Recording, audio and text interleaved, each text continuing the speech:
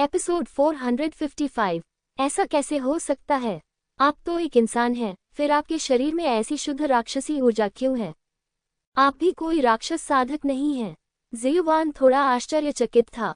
स्थिति उसकी कल्पना से थोड़ी अलग थी और इससे वह सचमुच उलझन में पड़ गई। कोई बात नहीं, मैं पहले तुम्हें मार डालूंगा। इससे पहले कि लिंगजियो पूरी तरह से संभल पाता, ज़ेयुआन आगे बढ़ गया। शरीर एक प्रतिबिंब में बदल गया और गति चरम सीमा तक बढ़ गई। हालांकि सामान्य परिस्थितियों में लिंगजियो जितना तेज नहीं, लेकिन इस मामले में वह लिंगजियाओ से बेहतर है। एक पल में वह लिंगजियो के सामने था।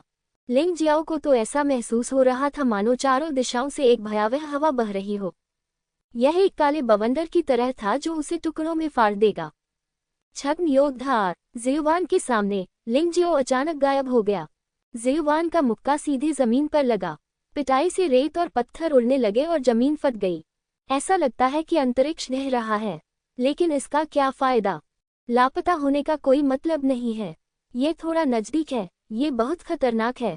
छाया योद्धा रूप में लिंगजियो भारी सांस ले रहा था, लेकिन अभी भी हमले से प्रभावित था। चोट के बिगड़ने के कुछ संकेत हैं।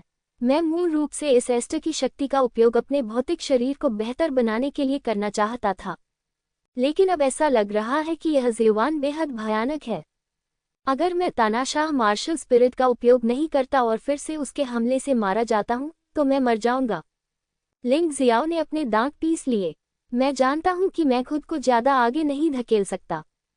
तब से तानाशाह मार्शल आत्मा जारी किया गया था। एक क्षण में ही मूलतः श्वेत स्थान काले ब्रह्मांड में बदल गया। शियोन आश्चर्यचकित था। इस समय मैं बाहर निकलने का रास्ता ढूंढना चाहता हूं, लेकिन मुझे नहीं पता कि वह कहाँ है। वह महसूस कर सकती थी कि लिंगजियो की ताकत एक पल में बेहद भयानक हो गई थी। मुझे आपकी प्रशंसा करनी होगी, मानव दानव वास्तव में शक्तिशाली है।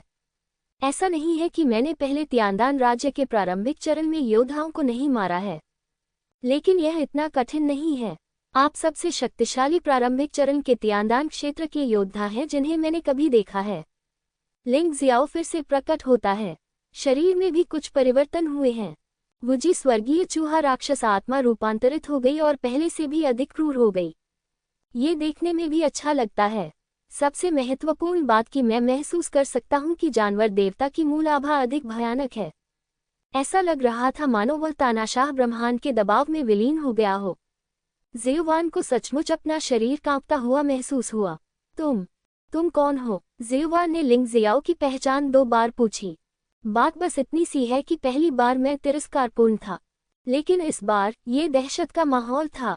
इससे कोई फर्क नहीं पड़ता कि मैं कौन हूँ, महत्वपूर्ण बात कि हमारी लड़ाई अभी खत्म नहीं हुई है। लिंगजियाओ मुस्कुराया और किसी भी मार्शल आर्ट का उपयोग नहीं किया। वह उछलकर ज़ेयुआन की ओर कूद पड़ा। उसका दाहिना पैर सीधे आसमान से गिरा। इस क्षेत्र में गति संबंधी बाधाएं अब काम नहीं करती। बेशक शियोन चुपचाप बैठकर इंतजार नहीं करेगा। अपनी पूरी ताकत से विरोध करो। लेकिन फिर भी वह लिंगजियो के पैर से टकरा गया और जमीन पर गिर गया। कितनी भयानक शक्ति है! क्यों? तुमने वास्तव में क्या किया?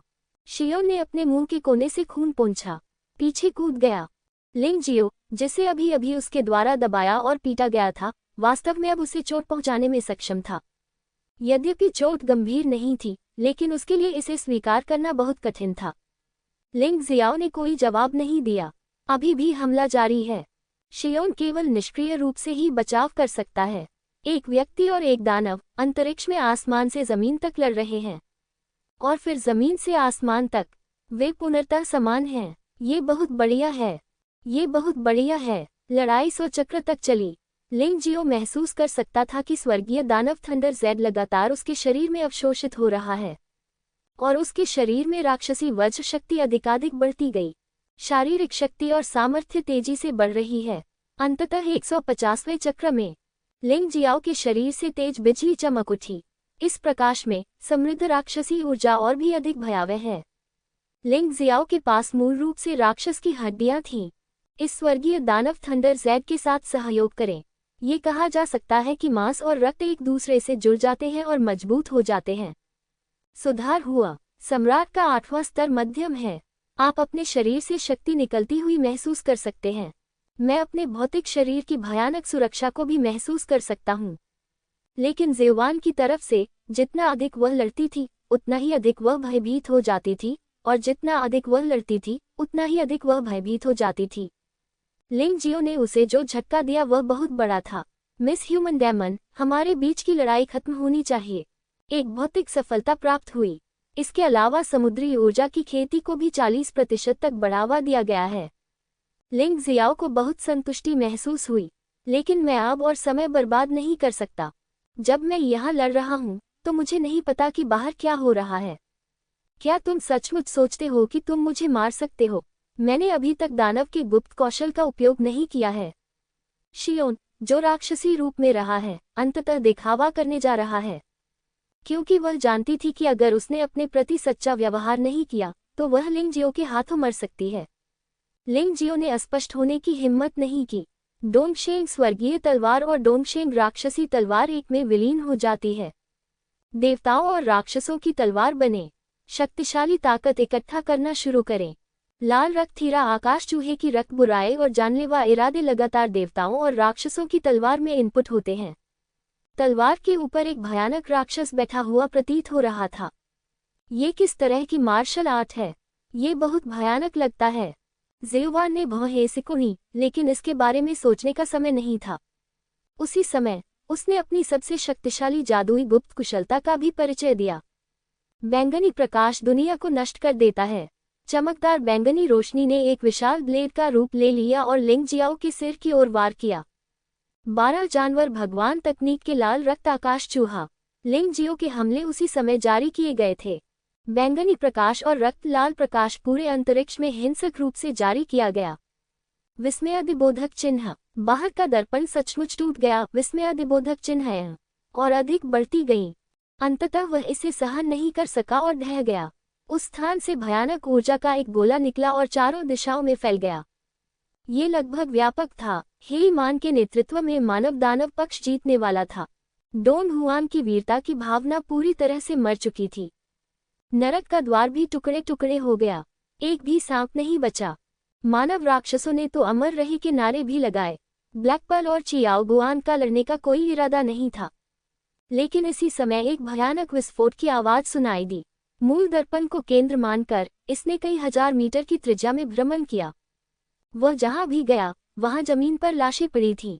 हेइमेन और दूर स्थित लगभग 1000 मानव राक्षसों को छोड़कर शेष गोलिन राक्षस, ट्रोल और मानव राक्षस मूलतः नष्ट हो गए। बेशक आकाश में दोनों का लड़ना ठीक था। लिंग जियाओ जमीन पर गिर गया। ज़ेवान का खून बहुत पहले ही सूख चुका था। इस समय राक्षसों के काले रक्त मोती अभी भी जमीन पर खून निगल रहे थे। ये खून की नदी में बदल गया था। ज़ेवान नामक एक शक्तिशाली व्यक्ति के खून से एक गोली बनाई गई जो राक्षस की पिछली काली खून की गोली से भी बड़ी थी। पहली नज़र में इसका प्रभाव बहुत ज्यादा मजबूत था। वैसे भी लिंग जियाओ उठने वाला नहीं था। उसने उपचार की गोली ली और अपने शरीर को अपने आप ठीक होने दिया। यही कारण है कि उन्होंने जीवन को उल्टने और राख से पुनर्जन्म का उपयोग नहीं किया। बेशक ऐसा इसलिए था क्योंकि फिलहाल उन्हें उनकी जरूरत नहीं थी। उन दो क्षमताओं का उपयोग उसकी जान बचाने के लिए किया गया। उनका उपयोग सिर्फ इसलिए नहीं किया जाना चाहिए क्योंकि उन्हें किसी चीज का सामना करना पड़ा था। उसे मार डालो। हेमन जमीन से उठ खड़ा हुआ। हालांकि वह गंभीर रूप से घायल था, फिर भी उसमें लड़ने की क्षमता थी। परिधि पर मौजूद 1000 से अधिक राक्षस भी मामूली रूप से घायल हो गए। आखिरकार जैसे जैसे ऊर्जा आगे बढ़ी वह बिखर गई और छोटी होती गई। सभी राक्षसों को मारना संभव नहीं था। अरे, क्या तुम मेरा गठन भूल गए? अपने चारों ओर मौजूद राक्षसों का सामना करते हुए लिंग जियो ने उपहास किया। हालांकि उसका शरीर हिल नहीं सकता था, लेकिन गठन को सक्रिय करने में कोई समस्या नहीं थी। भयानक गड़गड़ाहट और बिजली मूसलाधार बारिश की तरह गिरी। बेचारे राक्षस एक एक करके मारे गए और उनका खून एक बार फिर उन काले रक्त मोतियों में विलीन हो गया जिन्होंने राक्षसों को दबा दिया।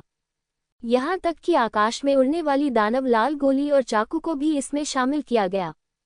इसके अलावा रक्त पिपासु प्लेग, 9 सांपों का विषैला क्षेत्र तथा हड्डियों को पिघला देने वाली प्लेग की संरचना जारी रही। इससे वे अनजाने में ही कमजोर हो गए। वे गरज और बिजली की इस मूसलाधार बारिश का विरोध नहीं कर सके।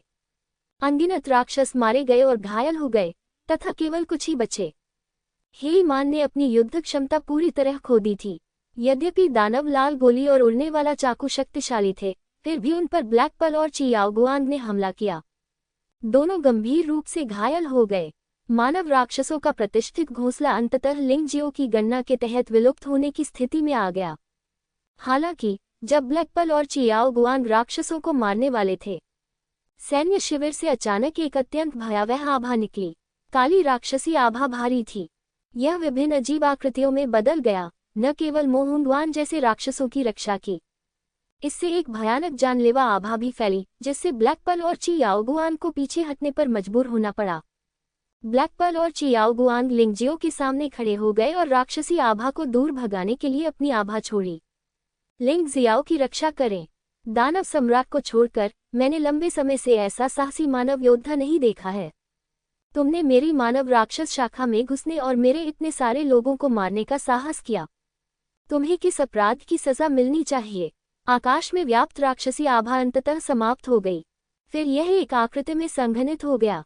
यह आकृति थोड़ी भ्रामक थी, लेकिन इसका स्वरूप स्पष्ट देखा जा सकता था। शरीर की लंबाई लगभग 3 मीटर थी। सिर पर 2 सींग और पीठ पर 2 पंख थे। आंखें लाल थीं और लंबे बाल हवा के साथ हिल रहे थे।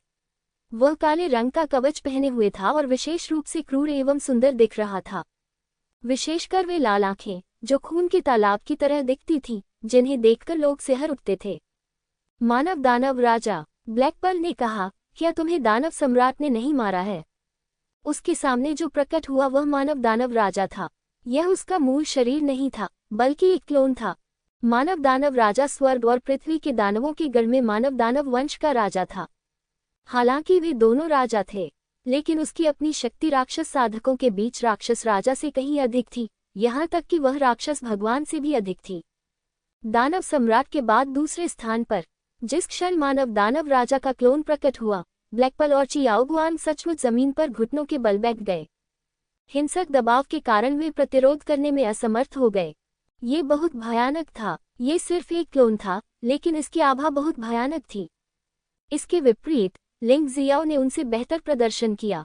जहरीली जादुई शराब के 3 घूंट पीने के बाद उसका असली सार, रक्त और ऊर्जा मूल रूप से पुनः प्राप्त हो गई। वह खड़ा हुआ, मानव दानव राजा के प्रेत को देखा और उपहास किया, सम्मानित मानव दानव राजा, ये पता चला है कि वह सिर्फ एक चूहा है। तुम मानव राक्षसों को मारने में क्या गलत है? यदि वे हमें उकसाने नहीं आते हैं, तो हम उन्हें क्यों मारें? ब्लैक पल और चियाओ गुआंग ने आश्चर्य से लिंगजियो को देखा। ये युवक जो उनके जितना मजबूत नहीं है, उसकी इच्छाशक्ति बहुत भयानक है। वह मानव दानव राजा की सांस से बिल्कुल भी नहीं डरता। इस दुनिया में और क्या है जो उसे रंग बदलने पर मजबूर कर सके? हाँ हाँ हाँ, मानव दानव राजा बेतहाशा हंसा। दिव्य गोली क्षेत्र के 6ठे स्तर की उत्तम साधना के साथ यह मात्र एक बकवास है। तुमने मेरे सामने इतनी अहंकारपूर्ण बातें करने की हिम्मत की। यहाँ तक कि दानव सम्राट भी मुझे नहीं मार सकता। तुम छोटे कमीने अभी भी मेरे मानव दानव वंश को नष्ट करना चाहते हो। अगर मैं आज तुम कमीनों को नहीं मारूंगा तो मैं दुनिया में सम्मान के साथ कैसे रह पाऊंगा? गर्जना के बीच अचानक आकाश से एक भयानक शक्ति गिरी। उस समय लिंगजियो को ऐसा लगा जैसे आसमान से कोई पहाड़ गिरकर उसकी पीठ पर दब गया हो। दोनों पैर अचानक मुड़ गए, लगभग टूटने वाले। ब्लैक पल और चियाओ गुआंग जमीन पर पड़े थे और खड़े होने में असमर्थ थे। जमीन फट गई और चारों ओर मकड़ी के जाले जैसी फैल गईं। यहाँ तक कि यह दहने भी लगा। दृश्य अद्भुत एवं चौंकाने वाला था। हाँ, लिंगजियो अचानक दहाड़ा और तानाशाह ब्रह्मांड उसके पीछे प्रकट हुआ। ऐसा लग रहा था जैसे उसका छोटा सा शरीर पूरे ब्रह्मांड द्वारा समर्थित है। वह फिर कभी नहीं गिरेगा। शरीर ने मानव राजा की सांस छोड़ी। यद्यपि मानव दानव राजा और मानव राजा के बीच केवल एक अक्षर का अंतर है, लेकिन इसमें बहुत बड़ा अंतर है। यदि मानव राजा जीवित होता तो एक छोटी सी उंगली मानव दानव राजा को पूरी तरह से नष्ट कर सकती थी। क्या? मानव दानव राजा हैरान रह गया। तानाशाह की सांस और मानव राजा की सांस एक साथ प्रकट हुई। उसे सचमुच डर महसूस हुआ। ये भय उस समय से भी अधिक भयानक था जब उसने दानव सम्राट के साथ युद्ध किया था। ऐसा कैसे हो सकता है? वह अकेले ऐसे व्यक्ति नहीं थे जो आश्चर्यचकित थे। चियाओ गुआंग और ब्लैक पल भी सदमे में थे। इस राक्षस राजा का भय पहाड़ों, झीलों और समुद्रों के समान है और इसका विरोध करने का कोई तरीका नहीं है। लिंगजियो वास्तव में अधिक भयानक आभा जारी कर सकता है। ये बिल्कुल अनुचित है। तुम कौन हो, बच्चे? तुम मुझे अपना स्वामी मानकर क्यों नहीं पूछते? मैं तुम्हें सचमुच एक श्रेष्ठ व्यक्ति बना सकता हूँ, और यहाँ तक कि तुम्हें अपना उत्तराधिकार भी दे सकता हूँ। भविष्य में जब दानव फिर से दुनिया में आएगा, तो आप मानव जाति के राजा होंगे। राक्षस राजा ने एक शिष्य को स्वीकार करने का विचार किया, क्योंकि लिंगजियो की योग्यता वास्तव में चौंकाने वाली है। ये व्यर्थ होगा यदि ऐसे बच्चे को शिष्य के रूप में स्वीकार न किया जा सके। ये हास्यास्पद है। आप अपने भाग्य को भी नियंत्रित नहीं कर सकते। ये राक्षस राजा मजबूर होकर यहाँ आया है और बहुत घबराया हुआ है। तुम फिर भी मुझे अपना शिष्य बनाना चाहते हो। मैं आपको बता दूं, मेरा स्वामी तुमसे 1000 गुना, 10,000 गुना अधिक शक्तिशाली है। लिंग जियाओ ने घृणा से कहा, तुम मुझे अपने स्वामी के रूप में अवश्य पूजोगे, लेकिन पहले इन दोनों स्त्रियों को मारने तक प्रतीक्षा करो, फिर मैं तुम्हें जीवित पकड़ लूंगा। दिन रात यातना सहते हुए भी मुझे विश्वास नहीं होता कि तुम अपना सिर नहीं झुकाओगे। मानव दानव राजा नाराज नहीं था, वह लिंग जियाओ से बहुत संतुष्ट लग रहा था। लिंग जियाओ को अपना प्रशिक्षु बनाने के लिए उत्सुक हूँ। तुम दोनों डोंगशेंग सम्राट रिंग में प्रवेश करो। लिंग जियो ने अपना हाथ हिलाया और ब्लैक पर्ल और ची याओ गुआन को ले लिया। यद्यपि ये दोनों लोग शक्तिशाली हैं, लेकिन वे मानव दानव राजा के क्लोन के उत्पीड़न के तहत बिल्कुल भी आगे नहीं बढ़ सकते हैं। लड़ाई झगड़े की तो बात ही छोड़िए, मैं तो बस उन्हें पहले वापस रख सकता हूँ। ये दृश्य देखकर मानव दानव राजा को लिंगजियो में अधिक दिलचस्पी हो गई। मुझे उम्मीद नहीं थी कि आपके पास ऐसा खजाना होगा। डोंगशेंग सम्राट अंगूठी, मुझे इसकी बहुत याद आती है। उस समय डोंगशेंग के प्राचीन सम्राट के साथ एक लड़ाई हुई थी। हालांकि कोई विजेता नहीं था, लेकिन बूढ़ा आदमी वास्तव में शक्तिशाली था। ये दुख की बात है कि वह मुझसे ज्यादा समय तक जीवित नहीं रहे, इसलिए उनकी ताकत की तुलना मेरी ताकत से नहीं की जा सकती। चूंकि तुम जिद्दी हो, इसलिए मैं पहले तुम्हें पकड़ूंगा। मानव दानव स्वर्ग आस्तीन निगल। बोलते समय मानव दानव राजा के क्लोन ने अचानक अपनी आस्तीन ऊपर कर ली। उस क्षण पूरे छोटे संसार से सारा प्रकाश गायब हो गया। कुछ भी दिखाई नहीं देता। इस भयानक अंधकार को योद्धाओं की आंखें भी नहीं देख पाती। यद्यपि साधारण योद्धा अंधेरे में चीजें देख सकते हैं, ऐसा इसलिए है क्योंकि अंधेरे में अभी भी प्रकाश है, लेकिन यह अपेक्षाकृत कमजोर है। लेकिन जब मानव दानव निगलने वाली स्वर्ग आस्तीन को घुमाया गया, तो प्रकाश पूरी तरह से अवशोषित हो गया। कुछ भी देख पाना असंभव है। लिंगजियो को लगा कि स्वर्गीय आस्तीन को निगलने वाला मानव दानव वास्तव में स्वर्ग और पृथ्वी को समायोजित कर सकता है। ये सब कुछ निगल सकता है। इस तरह की भयानक शक्ति वास्तव में डरावनी है। क्या आपको लगता है कि आपकी छोटी मानव दानव भक्षण स्वर्ग आस्तीन मेरे तानाशाह ब्रह्मांड को समाहित कर सकती है? ची निमिंग, मैं तुम्हारे लिए प्रकाश का समर्थन करूंगा, तुम लड़ो। लिंगजियो ने ठंडी सांस ली और तानाशाह मार्शल आत्मा को नियंत्रित करने पर ध्यान केंद्रित किया। ची निमिंग डोंगशेंग सम्राट रिंग से बाहर उड़ गया। जो व्यक्ति भाग्य को चुनौती देता है, वह ड्रैगन या फीनिक्स की तरह है, जो आकाश की भोर को तोड़ता है, और मैं ही एकमात्र हूँ जो सर्वोच्च हूँ। मानना तानाशाह ब्रह्मांड के समर्थन से ची निमिंग सब कुछ देख सकता है।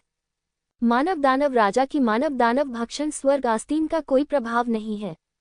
टकराना। एक चमकदार तलवार की रोशनी अंधेरे को चीरती हुई निकल रही थी। अनंत रात्रि को निष्कासित कर दिया। ची निमिंग हवा में तैरते हुए लिंगजियो के सामने खड़ी हो गई। मैं केवल 3 मिनट तक ही लड़ सकता हूँ, इससे अधिक नहीं। पीछे हटने का रास्ता ढूंढूंगा। ची निमिंग ने गुप्त रूप से आवाज प्रेषित की। 3 मिनट पर्याप्त हैं। मानव दानव राजा को दानव सम्राट ने घायल कर दिया है, और उसकी ताकत बहुत कम हो गई है। इसके अलावा ये सिर्फ एक क्लोन है। हो सकता है कि यह तुम्हारा विरोधी न हो। पहले कोशिश करो। अगर यह काम नहीं करता, तो मेरे पास भागने का एक रास्ता है। लिंग जियाओ बहुत शांत था। मानव दानव राजा ने भौहें सिकुड़ी, जाहिर तौर पर थोड़ा डरा हुआ। हुनवान, तुम पहले जाओ। उन्होंने ऐसा निर्णय इसलिए लिया क्योंकि उन्हें ची निमिंग को हराने का पूरा भरोसा नहीं था। मारना। ची निमिंग ने समय बर्बाद नहीं किया। समय पर्याप्त नहीं था, इसलिए वह सीधे वहां पहुंचा। तलवार की रोशनी बिजली की तरह थी, जो मानव दानव राजा पर बेतहाशा वार कर रही थी। मानव दानव राजा के पास केवल चकमा देने और बचाव करने की क्षमता थी, और वह जवाबी हमला भी नहीं कर सकता था। मो हुनवान, फे दाओजांग, हेईमेन और शेष राक्षस गहरी भूमिगत दुनिया में गायब हो गए। लिंगजियो ने उनका पीछा नहीं किया। यद्यपि मो हुंगवान और फेई दाओजांग गंभीर रूप से घायल हो गए थे, लेकिन वह उनसे निपट नहीं सका। जहां तक चियाओ गुआंग और हेई झेंझू की बात है, इस समय उनकी हड्डियां टूट चुकी थीं और वे केवल अपने घावों को ठीक कर सकते थे। उनका पीछा करने का कोई रास्ता नहीं था। बेशक वह इन लोगों का पीछा नहीं कर सकता था, लेकिन लिंग जियो ने मानव दानव के घोंसले में खजाने को जाने नहीं दिया। उसने काफी देर तक खोज की, लेकिन उसे स्वर्गीय दानव एपिफिलम नहीं मिला। लेकिन उसे स्वर्गीय दानव का हृदय और दानव कबीले की बहुत सारी मार्शल आर्ट मिली, जिन्हें ले जाने के लिए उसके पास समय नहीं था, और लगभग 100 उच्च श्रेणी की स्पिरिट पत्थर। लिंग जियाओ ने उन्हें सब कुछ बता दिया। दानव कबीले की मार्शल आर्ट वास्तव में जादुई शक्ति का उपयोग करने का एक तरीका है, और इसमें अच्छे और बुरे के बीच कोई अंतर नहीं है। इसे वापस ले जाने पर भी इसका उपयोग किया जा सकता है। ये स्वर्गीय दानव हृदय सचमुच शक्तिशाली है। जब उसका भौतिक शरीर सम्राट वर्ग के 8वें स्तर के शिखर तक उन्नत हो जाता है, तो स्वर्गीय दानव थंडरजैक का भस्म हो जाता है। फिर वह इस स्वर्गीय दानव हृदय का उपयोग वास्तविक स्वर्गीय दानव काले कछुआ शरीर का अभ्यास करने के लिए कर सकता है। ये सम्राट वर्ग के 9वें स्तर का चरम स्तर है। लिंग जियाओ ने ये चीज दूर रख दी। इस प्रक्रिया में 1 मिनट से भी कम समय लगा। बाहर लड़ाई अभी भी जारी थी। स्वर्गीय दानव अमर को नष्ट कर देता है, जिससे दुनिया स्तब्ध रह जाती है। एक दहाड़ के साथ मानव दानव राजा के क्लोन ने अपने हाथों को विशाल पंजे में बदल दिया और ची निमिंग को पकड़ लिया। ची निमिंग की तलवार ऊर्जा को कुचले, फिर इसने ची निमिंग के शरीर को ढक दिया। ये ची निमिंग को टुकड़ों में कुचलने वाला था। समय एक तलवार की तरह है। मैं अपनी तलवार से आकाश की ओर मुस्कुराता हूँ। ची निमिंग के चेहरे पर एक ठंडी मुस्कान दिखी। उसके हाथ में मौजूद लंबी तलवार एक विशाल तलवार ऊर्जा में बदल गई और सीधे वार किया। 2 विशाल पंजों से वार किया। हालांकि अभी उनकी चोटें पूरी तरह से ठीक नहीं हुई हैं, लेकिन रक्त परिवर्तित करने वाली जादुई हथेली वाली घटना के बाद उन्होंने चमत्कारिक ढंग से सफलता हासिल की। अब वह दिव्य गोली क्षेत्र के 9वें स्तर पर पहुंच गया है। इसकी तुलना भूत तलवार से की जा सकती है। दोनों पंजे सीधे फट गए, लेकिन तलवार की रोशनी बंद नहीं हुई। उसने मानव दानव राजा के क्लोन पर वार किया। मानव दानव राजा, तुम तो बस एक छोटे क्लोन हो और तुम बुराई करने के लिए बाहर आना चाहते हो। तुम हम मानव योद्धाओं को कम मत समझो। मारना। मानव दानव राजा का क्लोन अचानक गायब हो गया। वह आदमी सचमुच भाग गया, क्योंकि वह जानता था कि वह ची निमिंग का मुकाबला नहीं कर सकता, इसलिए उसने भागने का विकल्प चुना। अन्यथा भले ही क्लोन नष्ट हो जाए, उसके मूल शरीर को बहुत नुकसान होगा। मानव दानव राजा मूर्ख नहीं है। लिंग जियाओ, मेरा मिशन पूरा हो गया है। मैं वापस आराम करने जा रहा हूँ। ची निमिंग ने 1 मिनट से अधिक समय तक संघर्ष किया, लेकिन वह थक चुका था। वह इस बारे में कुछ नहीं कर सकता था। वह अभी अभी ठीक हुआ था और उसका शरीर बहुत कमजोर हो गया था। लिंग जियो ने सिर हिलाया और ची निमिंग को डोंगशेंग सम्राट रिंग में डाल दिया। जैसे ही वह जाने वाला था, अचानक उसे जमीन पर एक भंडारण रिंग दिखाई दी। क्या यह उस महिला ज़ेवान की भंडारण अंगूठी नहीं है? लिंग जियो मुस्कुराया, भंडारण की अंगूठी को दूर रखा और जल्दी से इस भूमिगत दुनिया को छोड़ दिया। चूंकि कोई स्वर्गीय दानव एपिफिलम नहीं है और उसने पहले से ही अन्य खजाने प्राप्त कर लिए हैं, समय बर्बाद करने की कोई जरूरत नहीं है। अन्यथा यदि मानव दानव राजा का क्लोन फिर से वापस आता है, तो वह उसे उकसाने का जोखिम नहीं उठा सकता। पोर्टल छोड़ने के बाद लिंग जियो ने इसे सील करने के लिए एक सरल संरचना की व्यवस्था की। वैसे भी एक गठन पत्थर है जो जटिल नहीं है। सील के बाद कम से कम मानव दानव के लिए यहाँ से निकलना इतना आसान नहीं होगा। इसके बाद वह गुफा से बाहर निकल गया। जब वह बाहर आया और देखा कि आसपास कोई नहीं है, तो लिंग जियो ने उसका अध्ययन करने के लिए ज़ेवान की भंडारण अंगूठी निकाली। इसमें कुछ उच्च गुणवत्ता वाले स्पिरिट पत्थर थे, लेकिन उन्हें आश्चर्य ये हुआ कि वहाँ कुछ ताबीज भी थे। सबसे आश्चर्यजनक बात यह थी कि ये सभी ताबीज दिव्य श्रेणी के स्वर्गीय राजा स्तर के थे। ज़ेवान के साथ पिछली लड़ाई में यह महिला दानव तानाशाह मार्शल स्पिरिट से भयभीत थी और उसके पास इन तावीज़ों का उपयोग करने का समय नहीं था। कुल 3 तावीज़ थे। पहले वाले को दानव ज्वाला तावीज़ कहा जाता है। जब इसे छोड़ा जाता है तो लुढ़कती हुई दानव ज्वाला बहुत डरावनी होती है। दांजी दायरे से नीचे का कोई भी योद्धा इसका विरोध करने की हिम्मत नहीं करता और केवल भाग सकता है। दूसरे को साथ हत्या तावीज़ कहा जाता है। इसे छोड़ने के बाद इसमें जहरीले कीड़े पाए जाते हैं। यहाँ तक कि अगर एक त्यानदान दायरे के योद्धा को काट लिया जाता है तो ये बहुत असहज होगा। कमजोर ताकत वाले लोग मौके पर ही बुरी तरह मर जाएंगे। तीसरे को 10 तलवार तावीज़ कहा जाता है। इसे एक साथ इस्तेमाल करने के लिए 10 तलवारों की ज़रूरत होती है। तलवारों की गुणवत्ता सामान्य त्यानवान हथियारों के स्तर से कम नहीं होनी चाहिए, अन्यथा प्रभाव बहुत कम हो जाएगा। जब तक शर्तें पूरी होती हैं, तलवारें जितनी बेहतर होंगी, शक्ति उतनी ही अधिक होगी। यदि 10 दिव्य त्यानवान हथियार हैं, तो सेकंड में त्यानदान रियल्म परफेक्ट योद्धाओं को मारना सामान्य है। यहाँ तक कि दांजी दायरे के योद्धा भी दुखद होंगे। ये कितना शक्तिशाली ताबीज है। यह अफसोस की बात है कि इस तरह के ताबीज का उपयोग केवल 3 बार ही किया जा सकता है। अगर मैं इसे मजबूत भी कर दूं तो भी इसका इस्तेमाल अधिकतम 6 बार ही किया जा सकेगा। लिंग जियाओ ने आह भरी। ऐसा खजाना एक बार इस्तेमाल करने के बाद दर्दनाक लगेगा, लेकिन यदि आप इसका उपयोग नहीं करेंगे तो यह निश्चित रूप से काम नहीं करेगा। महत्वपूर्ण बात की सामान के बारे में जानें। ये चीजें आपकी जान बचा सकती हैं। जैसे ही वह जाने वाला था, उसने अचानक एक आदमी को अंधेरे से बाहर आते देखा। वह बहुत तेज था और उसने स्पष्टतः उसे खोज लिया था। एक क्षण में वह उसके सामने था। इस आदमी ने सफेद युद्ध पोशाक पहन रखी थी, जो काफी सुंदर थी। क्या ये यांग परिवार से यांग कुआ नहीं था? यांग कुओ की साधना स्वर्गीय दान क्षेत्र के प्रारंभिक चरण तक पहुंच गई थी। ये वास्तव में सिरदर्द था। लिंग जियाओ की वर्तमान साधना के साथ उसे ऐसे योद्धा से निपटने के लिए तानाशाह मार्शल आत्मा का उपयोग करना पड़ा, ठीक वैसे ही जैसे उसने पहले ज़ियोवान के साथ किया था। तथापि अचानक उसकी नज़र अपने हाथ में रखे ताबीज पर पड़ी और तुरंत उसके दिमाग में एक योजना आई। आइए पहले इस ताबीज की शक्ति को आजमाएं। बच्चे, जल्दी से अपना ताबीज मेरे हाथ में दे, नहीं तो मैं आज तुझे मार डालूंगी। यांग को बहुत भाग्यशाली महसूस हुआ, क्योंकि वह यू फैंग, यू चेन और यांग झान जितना मजबूत नहीं था, इसलिए उसे हरे कपड़े वाली महिला युआन मिंग और जू फेची के साथ छोड़ दिया गया। रास्ते में उन पर रक्तचित्तीदार कबूतर के नेतृत्व में मानव दानव ने हमला किया। परिणाम स्वरूप वे बिखर गए। किसने सोचा था कि मैं लिंग जियाओ से मिलूंगी? यांग को बहुत भाग्यशाली महसूस करता है, क्योंकि उसे लिंग जियो मिल गया था, वह व्यक्ति जिसका वे पीछा कर रहे थे। इसके अलावा लिंग जियो के हाथ में कुछ आध्यात्मिक तावीज भी थे, जिससे वह बहुत लालची हो गया था। हालांकि लिंग जियो ने पहले भी उड़ते हुए ज्वलन शेर के साथ लड़ाई में बहुत बहादुरी का प्रदर्शन किया था, लेकिन यानकू ने भी इसे देखा है। गति के अलावा लिंग जियो के पास वास्तव में कोई क्षमता नहीं है। इसके अलावा ऐसा लगता है कि लिंग जियो ने अभी अभी लड़ाई की है और उसकी सांस थोड़ी फूल रही है। ये लगभग 70% ही होना चाहिए। यदि लिंग जियाओ भी उससे डरता है, तो यानकू, जो कि प्रारंभिक त्यानदान राज्य का योद्धा था, उसकी प्रतिष्ठा के लिए बहुत अयोग्य है। हाँ, क्या तुम्हारा चेहरा किसी से बड़ा है? क्या तुम इतनी अच्छी चीज चाहते हो? आपको क्या लगता है कि आप क्या हैं? स्वर्ण सम्राट या शाश्वत सम्राट, या ये दानव सम्राट है? लिंग जियाओ ने यांग क्यू को घृणा से देखा। अगर यांग झान आया था तो उसे थोड़ी ज्यादा चिंता करनी पड़ सकती है। आखिरकार यांग झान स्वर्गीय दान क्षेत्र में एक परिपूर्ण और शक्तिशाली व्यक्ति है।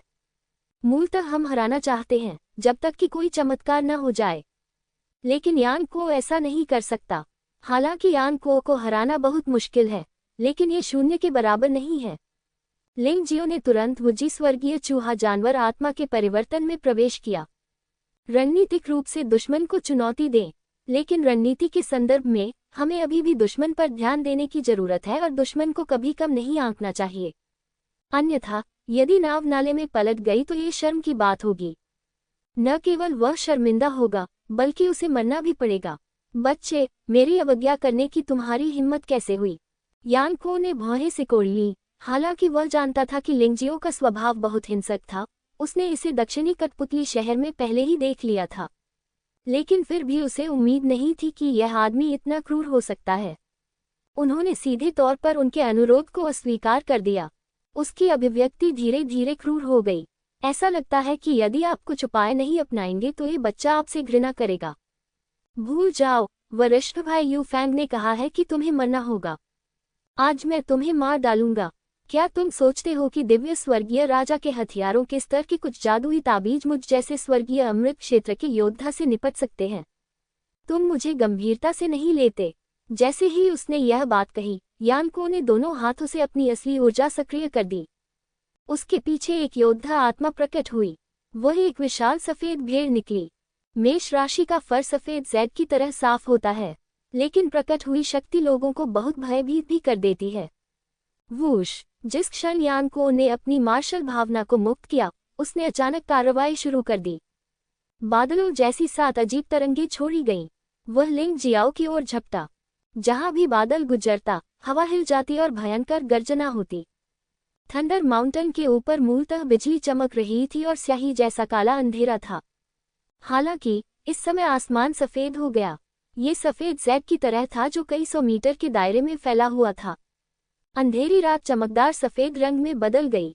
लिंग जियाओ ने भौहें सिकुड़ी। ताई चियाई विश्लेषण के अनुसार यानको द्वारा छोड़ा गया हमला एक बहुत ही अनोखी प्रकाश ऊर्जा है। ये भी एक मार्शल आर्ट है जिसे यान परिवार ने अपनी मार्शल आर्ट का उपयोग करके विकसित किया है।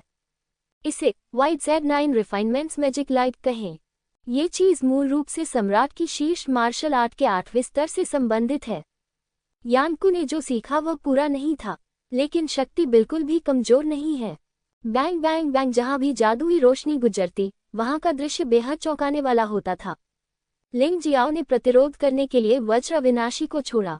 जादुई रोशनी आपस में टकराती रही और वास्तव में सोने और लोहे के टकराने जैसी अजीब आवाज पैदा हुई। लिंग जियो की ऊर्जा और खून वास्तव में उबल रहे थे और वह बहुत असहज था। जब वज्र अविनाशी को 10 मिनट से अधिक समय तक सहारा दिया गया तो उसमें आ गई, लेकिन जादुई रोशनी अभी भी कायम है। यान क्यों मनुष्य और राक्षस परेशानी पैदा कर रहे हैं? मैं आपसे बहस करने के लिए बहुत आलसी हूँ। बेहतर होगा कि अब तुम बाहर निकल जाओ, शायद मैं तुम्हारी जान बख्श सकूं। आखिरकार दक्षिणी कठपुतली शहर में सभी ने सहयोग किया है। मैं तुम्हें मारना नहीं चाहता, मुझे मजबूर मत करो। लिंग जियाओ ने ये सिर्फ इसलिए कहा क्योंकि वह चाहता था कि यानको दुश्मन को कमा के। उसे उम्मीद नहीं थी कि यानको इस कथन को स्वीकार करेगा। हाँ, क्या बेवकूफ है, यानको ने घृणा से मुस्कुराते हुए कहा। क्या तुम जानते हो कि तुम कितने मूर्ख हो? क्या आप अब भी मेरे साथ सहयोग की बात कर रहे हैं? क्या आप इसके लायक हैं? यद्यपि हमारे यान परिवार ने यू परिवार के साथ शरण ले ली है, फिर भी हम अब फेंगडू दानव साम्राज्य में दूसरा सबसे बड़ा परिवार हैं। ये सिर्फ आप हैं, एक सरीसृप की तरह। क्या आप मेरे साथ सहयोग करने के योग्य हैं? आपकी रक्षा क्षमता बहुत अच्छी है, लेकिन यह अफसोस की बात है कि यह मेरे सामने बेकार है। यदि तुम मेरी आज्ञा मान लो और वे 3 ताबीज मुझे सौंप दो तो मैं तुम्हें जाने दे सकता हूँ। यानको भी लिंग जियाओ से मौत तक लड़ने के लिए तैयार नहीं है क्योंकि उसके पास जीतने की ज्यादा संभावना नहीं है। एक बार लड़ाई शुरू हो जाने पर यह पता नहीं चलता कि हम जीत पाएंगे या नहीं। यह असंभव है। लिंग जियाओ ने अपना सिर हिलाया और कहा, उस स्थिति में एरीज ग्रप्लर। यानको ने ठंडी सांस ली और सीधे कार्रवाई की। वैसे भी इसका कोई मतलब नहीं है, इसलिए एकमात्र विकल्प लिंग जियो को मारना है। ठंडी खर्राटों में 9 जादुई रोशनियां वास्तव में एक में विलीन हो गईं, एक विशाल सफेद हाथ में बदल गईं और लिंग जियो को थप्पड़ मारा। ये सीधे तौर पर लिंग जियो को मांस पाई में बदलना है। उस समय लिंग जियाओ को आकाश से एक पवित्र शक्ति उतरती हुई महसूस हुई। उसके शरीर पर आक्रमण करने की कोशिश कर रहा है। इससे उसकी सांस फूलने लगी, लेकिन वह मानव शैतान की आभा से भी नहीं डरता था, तो वह यानको की मात्र आभा से कैसे डर सकता था? वह ठंडी सांस लेकर बोला। उसने अपना एक हाथ सीधे आकाश की ओर उछाला। स्वर्ग को ढकने वाली हथेली। आकाश को ढकने वाली हथेली जादुई प्रकाश से सघन हुए बड़े हाथ से टकराए और वास्तव में बड़ा हाथ चकनाचूर हो गया। कड़ी लड़ाई के बाद हम दोनों एक साथ मर गए। क्या? यानको एक पल के लिए स्तब्ध रह गया। उसे उम्मीद नहीं थी कि लिंग जियाओ इतनी भयानक मार्शल आर्ट जानता होगा। ये स्वर्ग को कवर करने वाली हथेली अत्यंत शक्तिशाली है। यह अफसोस की बात है कि लिंग जियो की खेती बहुत खराब है, अन्यथा ये टकराव उसे अवश्य कष्ट होगा। मुझे विश्वास नहीं होता कि मैं तुम्हें मार नहीं सकता। यानको निर्दयी था और उसने पागलपन भरा हमला किया। लिंग जियो ने लड़ाई की ओर पीछे हट गया, क्योंकि बाहर की लड़ाई बहुत आकर्षक थी, इसलिए वह गुफा में पीछे हट गया। एक संकरी गुफा में लड़ाई। इस तरह यानको का लाभ कम हो जाएगा और उसका लाभ बहुत बढ़ जाएगा। अब उसकी शारीरिक शक्ति सम्राट के 8वें स्तर के मध्य स्तर तक पहुंच गई है, पहले से कहीं अधिक मजबूत। ये सिर्फ एक सीधी टक्कर है, वह यानको से नहीं हारेगा। ये वास्तव में ज़ेवान के साथ पिछली लड़ाई की तुलना में बहुत आसान है। ये वास्तव में मजबूत ज़ुवानवु दिव्य शरीर के कारण है। छद्म योद्धा आर। अगले ही क्षण लिंगजियो यानकुओ को पार कर गुफा के प्रवेश द्वार की ओर आ गया और यानकुओ के साथ अपना स्थान बदल लिया। दूसरी ओर को उसके गठन द्वारा सील कर दिया गया था और इस ओर की रक्षा भी उसके द्वारा की गई थी। यानकुओ को एक बंद स्थान में सील कर दिया गया। अरे, मैं तुम्हें कुछ मजेदार चीज दूंगा। लिंग जियाओ ने यह स्थान उस ताबीज की शक्ति को परखने के लिए बनाया था जो उसने अभी अभी प्राप्त किया था। यदि ताबीज का उपयोग नहीं किया जाए तो चाहे वह कितना भी शक्तिशाली क्यों न हो, कुछ भी नहीं है। इसलिए जब वह इसका उपयोग कर सकेगा तो वह कभी कंजूस नहीं होगा और इसके प्रयोग से वह इन तावीज़ों के उपयोग का अध्ययन भी कर सकता है। वास्तव में ये पहले भी कहा जा चुका है कि ज़ुवानवु महाद्वीप के तावीज़ ज़ियाटिंग महाद्वीप के तावीज़ों से पूरी तरह से अलग हैं। ये चीज़ संरचनाओं और जादुई संरचनाओं के एक चतुर संयोजन का परिणाम है। यदि आप निर्माण को समझ गए हैं तो इसे समझने के बाद जब तक आपको सामग्री मिलती है आप इसे स्वयं बना सकते हैं। सबसे पहले एक जादुई ज्वाला ताबीज। लिंग जियो ने अचानक 2 उंगलियों से जादुई ज्वाला ताबीज को दबाया और अपने असली सार को सक्रिय कर दिया। एक भयानक हरे रंग की जादुई ज्वाला निकली और अग्नि सांप में बदल गई और यानकुओ की ओर झपटी। यानकुओ का चेहरा बदल गया और उसने प्रतिरोध करने के लिए जल्दी से जादुई रोशनी को सक्रिय कर दिया। गुफा में राक्षसी प्रकाश और राक्षसी लपटें प्रतिस्पर्धा कर रही थी। इससे एक तीखी आवाज आई जो बहुत असहज लग रही थी। अगला, ये 7 मारने वाले ताबीज का समय है। 7 हत्या तावीज बनाने के लिए आपको जादू चक्र को जानना होगा। 7 प्रकार के जहर हैं जिन्हें इकट्ठा करने की जरूरत है। इनकी कोई सीमा नहीं है, लेकिन वे जहर होने चाहिए और जहर जितना ज्यादा शक्तिशाली होगा, हमला भी उतना ही शक्तिशाली होगा।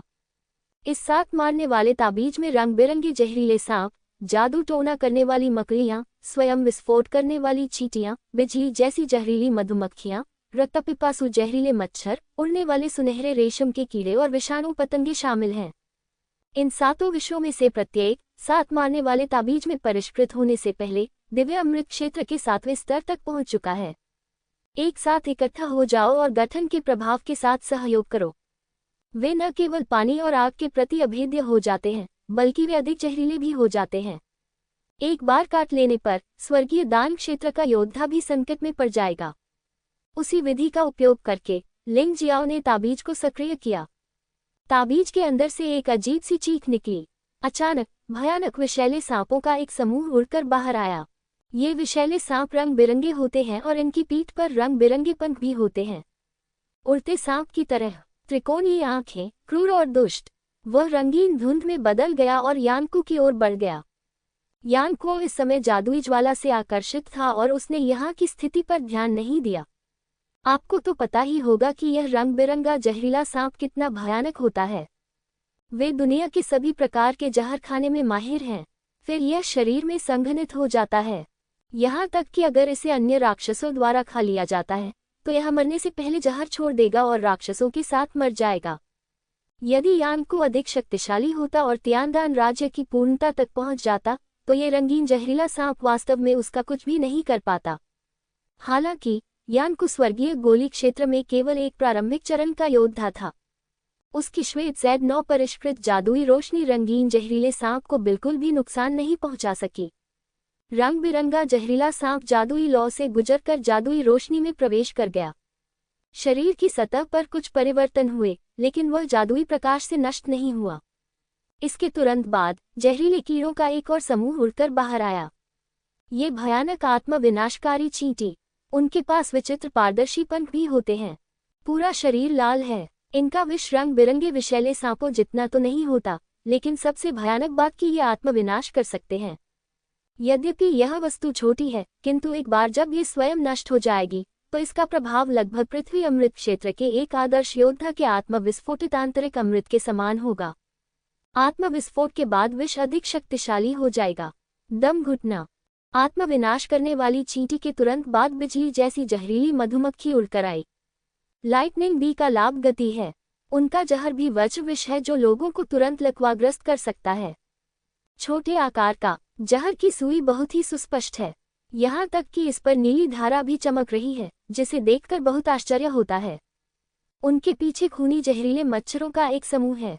रक्तपिपासु जहरीले मच्छर का प्रभाव लगभग लिंगजियो के रक्तपिपासु प्लेग के समान ही है। बात बस इतनी सी है कि यह बड़ा है, इसलिए प्रत्यक्ष क्षति और भी अधिक भयावह होगी। खून के प्यासे जहरीले मच्छर का पूरा शरीर खून के जैड जैसा लाल होता है। मूलतः एक नाखून के आकार का उस लंबे तिनके का एहसास ही लोगों को सिहरन पैदा कर देता है। कहा जाता है कि रक्तपिपासु विषैले मच्छर का तिनका किसी दैवी अस्त्र के समान कठोर होता है। ये परसों और भी मजबूत हो सकता है। जैसे ही रक्तपिपासु विषैले मच्छर उड़कर बाहर निकले, वहां अचानक एक भयानक विस्फोट हुआ। यह एक आत्मविनाशकारी चींटी है। लिंगजियो ने ऊपर देखा और पाया कि स्वविस्फोटक चींटियां जादुई रोशनी के केंद्र तक पहुंच गई थीं और एक के बाद एक विस्फोट कर रही थीं। विस्फोट से जादुई रोशनी चारों दिशाओं में बिखर गई। ये सचमुच डरावना है। लिंगजियाओ ने ठंडी हवा की सांस ली। सौभाग्य से शियोन के पास इस बात को उसके खिलाफ इस्तेमाल करने का समय नहीं था, अन्यथा उसे निश्चित रूप से बहुत बड़ा सिरदर्द होगा। यान को शुरू में लगा कि कुछ ठीक नहीं है। लिंगजियो उसे गुफा में ले गया, लेकिन भागने का प्रयास नहीं किया। वह गुफा से बाहर नहीं निकल पाया। इसके बजाय उसने अचानक कार्रवाई की और जादुई ज्वाला ताबीज जारी किया। यद्यपि यह राक्षसी ज्वाला ताबीज शक्तिशाली था, उसे विश्वास था कि वह अपनी स्वयं की सफेद Z9 परिष्कृत राक्षसी रोशनी के साथ आसानी से इसका विरोध कर सकता है। लेकिन जिसकी उसने कभी उम्मीद नहीं की थी वह था, ये लड़का लिंगजियाओ वास्तव में सोचता है कि राक्षसी ज्वाला तावीज पर्याप्त क्रूर नहीं है। उन्होंने वास्तव में 7 हत्यारी तावीज जारी किया। 7 मारक ताबीजों में से सबसे पहले रंग बिरंगा जहरीला सांप आया। आत्मविनाशकारी चींटियां भी पीछे पीछे आईं, लेकिन वे धीमी गति से उड़ी। बिजली की जहरीली मधुमक्खी सबसे पहले आती है। इस समय यानकू को लगा कि कुछ गड़बड़ है। उसने जादुई ताबीज भी निकाला और एक प्रतिकार उपाय भी तैयार किया। लेकिन अभी स्वयं विस्फोट करने वाली चींटियां निकट आ रही हैं। अचानक एक भयानक गर्जना गूंज उठी। विस्फोट के कारण न केवल जादुई रोशनी विलुप्त हो गई, बल्कि जादुई ज्वाला ने भी इसका लाभ उठाया और उसे जला दिया, जिससे उसके हाथ में रखा ताबीज नष्ट हो गया। परेशान होने का कोई समय नहीं था, क्योंकि इस समय उन्हें एक बहुत गंभीर समस्या का सामना करना पड़ा। उसे गहराई में भागना पड़ा। ये जहरीले कीड़े अपेक्षाकृत धीमी गति से उड़ते हैं। उसे विश्वास नहीं था कि बिजली मधुमक्खी के अलावा कोई भी उसे पकड़ सकता है। ये गुफा बहुत लंबी लगती है और इसमें आगे बढ़ा जा सकता है। संभवतः अंदर बहुत जगह है, इसलिए उसे डरने की कोई जरूरत नहीं है। बेवकूफ, लिंगजियो ने उपहास किया और उसका पीछा किया। इस समय यानकू की चीखें सुनाई दी। ये सच था कि वहां एक द्वार था, लेकिन उसे लिंगजियाओ ने सील कर दिया था। वह बाहर कैसे निकल सकता था? लिंगजियो, मैं यान परिवार का सदस्य हूँ। अगर तुमने मुझे मारने की हिम्मत की, तो तुम निश्चित रूप से बुरी तरह मरोगे। यान को दहाड़ा। वह जानता था कि वह हताश है। वास्तविक ऊर्जा के साथ हमला करने की पागल इच्छा।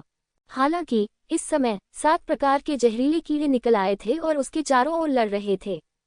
जादुई ज्वाला के हमले के साथ युग्मित, वह अकेले इसका विरोध नहीं कर सका। लिंगजियो को पता था कि उसे कोई कार्रवाई करने की आवश्यकता नहीं थी। इन 2 प्रकार के तावीज़ों का एक साथ उपयोग करने से तियानदान क्षेत्र के प्रारंभिक चरण में किसी योद्धा को मारना कोई समस्या नहीं है। बेशक आधार कि आपके पास ऐसा कोई ताबीज अवश्य होना चाहिए और सक्रिय होने के लिए पर्याप्त वास्तविक ऊर्जा मौजूद है। ठीक है, मैं तुम्हें नहीं मारूंगा जब तक तुम मुझे जाने दोगे। वे 3 ताबीज तुम्हारे रहेंगे और मैं आपको स्टोरेज रिंग में कुछ वाणिज्यिक आध्यात्मिक पत्थरों से पुरस्कृत करूंगा। इसके बारे में आप क्या सोचते हैं? यानकू मूलतः दया की भीख मांग रहा था, लेकिन भले ही उसने दया की भीख मांगी हो, यह आदमी वास्तव में भयानक होने का दिखावा कर रहा था। क्या आप दिखावा करने के इतने आदी हो गए हैं कि जब आप दया की भीख मांगते हैं तो आप इसे बदल नहीं सकते? अन्य लोग उसके व्यवहार से मूर्ख बन सकते थे, लेकिन लिंगजियाओ ने इसे बिल्कुल भी नहीं लिया। अगर आप मेरे खिलाफ कार्रवाई नहीं करेंगे तो आप निश्चित रूप से अपनी जान बचा लेंगे। ये दुख की बात है कि आप मुझे मारने और मेरा जादुई ताबीज छीनने पर अड़े हुए हैं। मैं इस तरह की बात दूसरों को कैसे बता सकता हूँ? वह भेड़ योद्धा काफी शक्तिशाली है और मैं उसका मुकाबला नहीं कर सकता। इसलिए बस जाओ और मर जाओ। लिंगजियो ने तिरस्कार पूर्वक मुस्कुराते हुए कहा, जहां तक आपकी स्टोरेज रिंग की चीजों का सवाल है, तो चिंता न करें। मैं आपके मरने के बाद उन्हें खुद ले लूंगा, इसलिए मैं आपको परेशान नहीं करूंगा। नहीं, चीखें फिर से सुनाई देने लगी। यानकुओ को पहले ही एक जहरीले कीड़े ने काट लिया है। यानकुओ बुरी तरह चिल्लाया। कुछ ही देर बाद जहरीले कीड़ों के काटने से उसकी मौत हो गई। प्राप्त करें। जादुई ताबीज चमका और सभी जहरीले कीड़े अपने स्थान पर लौट गए। लिंग जियो ने आगे बढ़कर यानकू की भंडारण अंगूठी छीन ली। यानकू की भंडारण अंगूठी में वास्तव में बहुत सारे आध्यात्मिक पत्थर हैं, जिनमें से सभी उच्च श्रेणी के आध्यात्मिक पत्थर हैं, लगभग 1 मिलियन। इसमें मार्शल आर्ट का कोई रहस्य नहीं है, जो वास्तव में निराशाजनक है। इसमें कोई आश्चर्य नहीं कि यह आदमी रिश्वत देने के लिए आध्यात्मिक पत्थरों का उपयोग करना चाहता है। कुंजी कुछ और नहीं है। यह अनुमान लगाया जाता है कि जो लोग फेंगडू राक्षसी वन में प्रवेश करते थे, वे घर पर भी सबसे अच्छी चीजें रखते थे। केवल मानव राक्षस वंश के स्वामियों के पास ही भंडारण रिंग में अच्छी चीजें होंगी। कितनी शर्म की बात है। यानकुओ को मारने के बाद लिंग जियाओ थंडर माउंटेन पर चढ़ता रहा। अंधेरे कोहरे भरे क्षेत्र से गुजरते हुए अंततः उसे लगा कि वातावरण थोड़ा अधिक आरामदायक हो गया है। उसे लग रहा था कि वह थंडर माउंटेन पर जितना ऊपर जाएगा वह उतना ही सुरक्षित होगा। संभवतः इसलिए क्योंकि पश्चिमी कठपुतली शहर ने बिजली को रोकने के लिए एक संरचना स्थापित की थी। हालांकि जब वातावरण स्पष्ट हो गया तो दृष्टि व्यापक हो गई। उसे ऐसा लग रहा था जैसे वह बादलों में है। ऐसी स्थिति वास्तव में अमर होने जैसी थी। जो लोग मार्शल आर्ट का अभ्यास करते हैं वे भी अमर और संत बनने का सपना देखते हैं। अंतिम विश्लेषण में मार्शल आर्ट का अभ्यास इसी के लिए है। यहाँ के पौधे पहले पाए गए पौधों से अधिक ऊंचे हैं। यह बादलों को भेदता है और इसका व्यास अनुमानतः 10 मीटर से अधिक है। और यह विद्युत धाराओं से भरा हुआ है, इसलिए लोग इसे छूने की हिम्मत नहीं करते। जब से उसने मानव दानव को देखा, लिंग जियो को लगा कि फेंगडू दानव वन की यह यात्रा इतनी आसान नहीं थी। इससे पहले जो मानव राक्षस मारे गए थे वे निश्चित रूप से सभी नहीं थे। इसके अलावा यहाँ केवल मानव राक्षस ही नहीं है। क्या कुछ समय पहले ही हमने दक्षिणी कठपुतली शहर में भयंकर ज्वार का सामना नहीं किया था? क्या ये भयंकर ज्वार सचमुच एक दुर्घटना मात्र था? यह मामला नहीं हो सकता है। अफवाहों के अनुसार सैवेज बीस्ट जनजाति के राक्षसों के साथ संवाद करने और राक्षस जानवरों को नियंत्रित करने में सबसे अच्छे हैं। यहाँ तक कि मानव राक्षस भी देखे गए हैं, तो फिर कौन निश्चित हो सकता है कि यहाँ कोई राक्षस नहीं है? खैर, भले ही अभी कोई खतरा नहीं है, फिर भी हमें सावधान रहना होगा। कौन जानता है कि अगली बार हमारा सामना किससे होगा? मैं नहीं जानता कि लाखों योद्धाओं में से अब कितने बचे हैं। वैसे भी बहुत से लोग तो मर ही गए होंगे। अकेले दक्षिणी कठपुतली शहर की लड़ाई में 20,000 से अधिक लोगों की जान चली गई। फेंगडू दानव वन में आकाश दानव एपिफिल्म का ये परीक्षण दानव सम्राट द्वारा जानबूझकर आयोजित एक परीक्षण की तरह है। अफसोस, मैं आशा करता हूं कि यह सिर्फ एक परीक्षण है। यदि मानव दानव का प्रकट होना एक दुर्घटना है, तो यह वास्तव में परेशानी वाली बात होगी। निश्चित रूप से और भी अधिक परेशान करने वाली चीजें होंगी। ये पिछले पशु ज्वार से भी अधिक भयानक है और पिछले मानव दानव से भी अधिक भयानक है। पश्चिमी कठपुतली शहर फेंगडू दानव वन की अंतिम लड़ाई बन सकता है। 10 में से केवल एक योद्धा ही वहां पहुंच सका। सुरक्षा की दृष्टि से लिंग जियो ने छाया योद्धा का रूप धारण कर लिया और चुपचाप आगे बढ़ गया। गति न तो तेज थी और न ही धीमी। यदि यह बहुत तेज हो तो कुछ खतरों को नजरअंदाज करना आसान होगा। यदि यह बहुत धीमी गति से होता तो ये बुरा होता यदि कोई अन्य व्यक्ति राक्षस एपिफिल्म को छीन लेता। रास्ते में उसे कई राक्षस दिखे, लेकिन वह उन सभी से बचता रहा। उसे निरर्थक लड़ाइयां पसंद नहीं थीं। कुछ देर चलने के बाद उसने ऊपर देखा। इस थंडर माउंटेन का शिखर अभी भी अदृश्य था। उनके अनुमान के अनुसार अभी तक उन्होंने केवल 1/3 रास्ता ही तय किया था। थंडर माउंटेन की ऊंचाई सचमुच अद्भुत थी। बेशक सबसे महत्वपूर्ण बात यह थी कि ऊपर की ओर जाने वाला रास्ता आसान नहीं था और कई सड़कों पर चक्कर लगाना पड़ता था। इससे यात्रा का समय भी अदृश्य रूप से बढ़ गया। रास्ते में उसने देखा कि कुछ लोगों को राक्षसों के एक समूह ने घेर लिया है और अंततः सभी की दुखद मृत्यु हो गई। लेकिन उन्होंने कोई कार्रवाई नहीं की। कारण सरल था, इसका उससे कोई लेना देना नहीं था और वे सभी लोग यू परिवार से थे। अगर वह एक को बचाता तो यह एक और दुश्मन को जोड़ने के बराबर होता। ये जानवर ज्वार से अलग है। अचानक वह रुक गया। वह छाया योद्धा रूप से बाहर आया। वह ऐसा नहीं करना चाहता था, लेकिन यहाँ एक बहुत ही विशेष अस्तित्व था। अंधेरे में छिपी चीजें अपना असली रूप दिखा देंगी, लिंग जियाओ ने भौहें सिकोड़ ली, क्योंकि उसे पता था कि वह मुसीबत में पड़ सकता है। लेकिन अब जब वह यहाँ आ गया था तो वह आगे बढ़ने से खुद को रोक नहीं सका। अचानक उसने एक आदमी को चीखते हुए भागते हुए देखा। कुछ ही क्षण बाद चीख दहाड़ में बदल गई। वह पागलों की तरह लिंग जियो की ओर दौड़ा। लिंग जियो ने इस व्यक्ति को पहचान लिया, ये यांग मो था। यांग परिवार में उन्हें एक युवा गुरु भी माना जाता था। ये दुख की बात है कि उनकी साधना दिव्य गोली क्षेत्र का केवल 7वां स्तर थी। इस आदमी ने गुप्त रूप से ब्लैकपल के खिलाफ साजिश रची और घोस्ट स्वॉर्ड का पीछा किया। चूंकि वह आया था, इसका मतलब है कि भूत तलवार भी प्रकट होनी चाहिए थी। मुझे बचाओ, मुझे बचाओ, यांग मो ने यहाँ दौड़ते हुए चिल्लाया। लिंग जियाओ बहुत आश्चर्यचकित हुआ। इस आदमी का हाव भाव लगातार बदलता हुआ प्रतीत हो रहा था। वह कुछ देर तक गुस्से में रहा, मानो वह उसे मार डालना चाहता हो। वह कुछ देर तक दर्द में रहा, मानो उसे अपनी जान बचाने की गुहार लगा रहा हो। भाई लिंग, सावधान रहो, इस आदमी का सामना किसी आदमखोर मधुमक्खी से हुआ होगा। ची निमिंग ने जल्दी से चिल्लाकर कहा। इससे पहले कि ची निमिंग की आवाज बंद होती, लिंग जियो ने तलवार से वार कर दिया। यांग मो का सिर छेदा गया। सिर से एक पीली रोशनी निकली। वह बहुत तेज गति से लिंग जियो की ओर बढ़ा। जलाना। लिंग जियो के शरीर की सतह पर अचानक एक भयानक ज्वाला प्रकट हुई।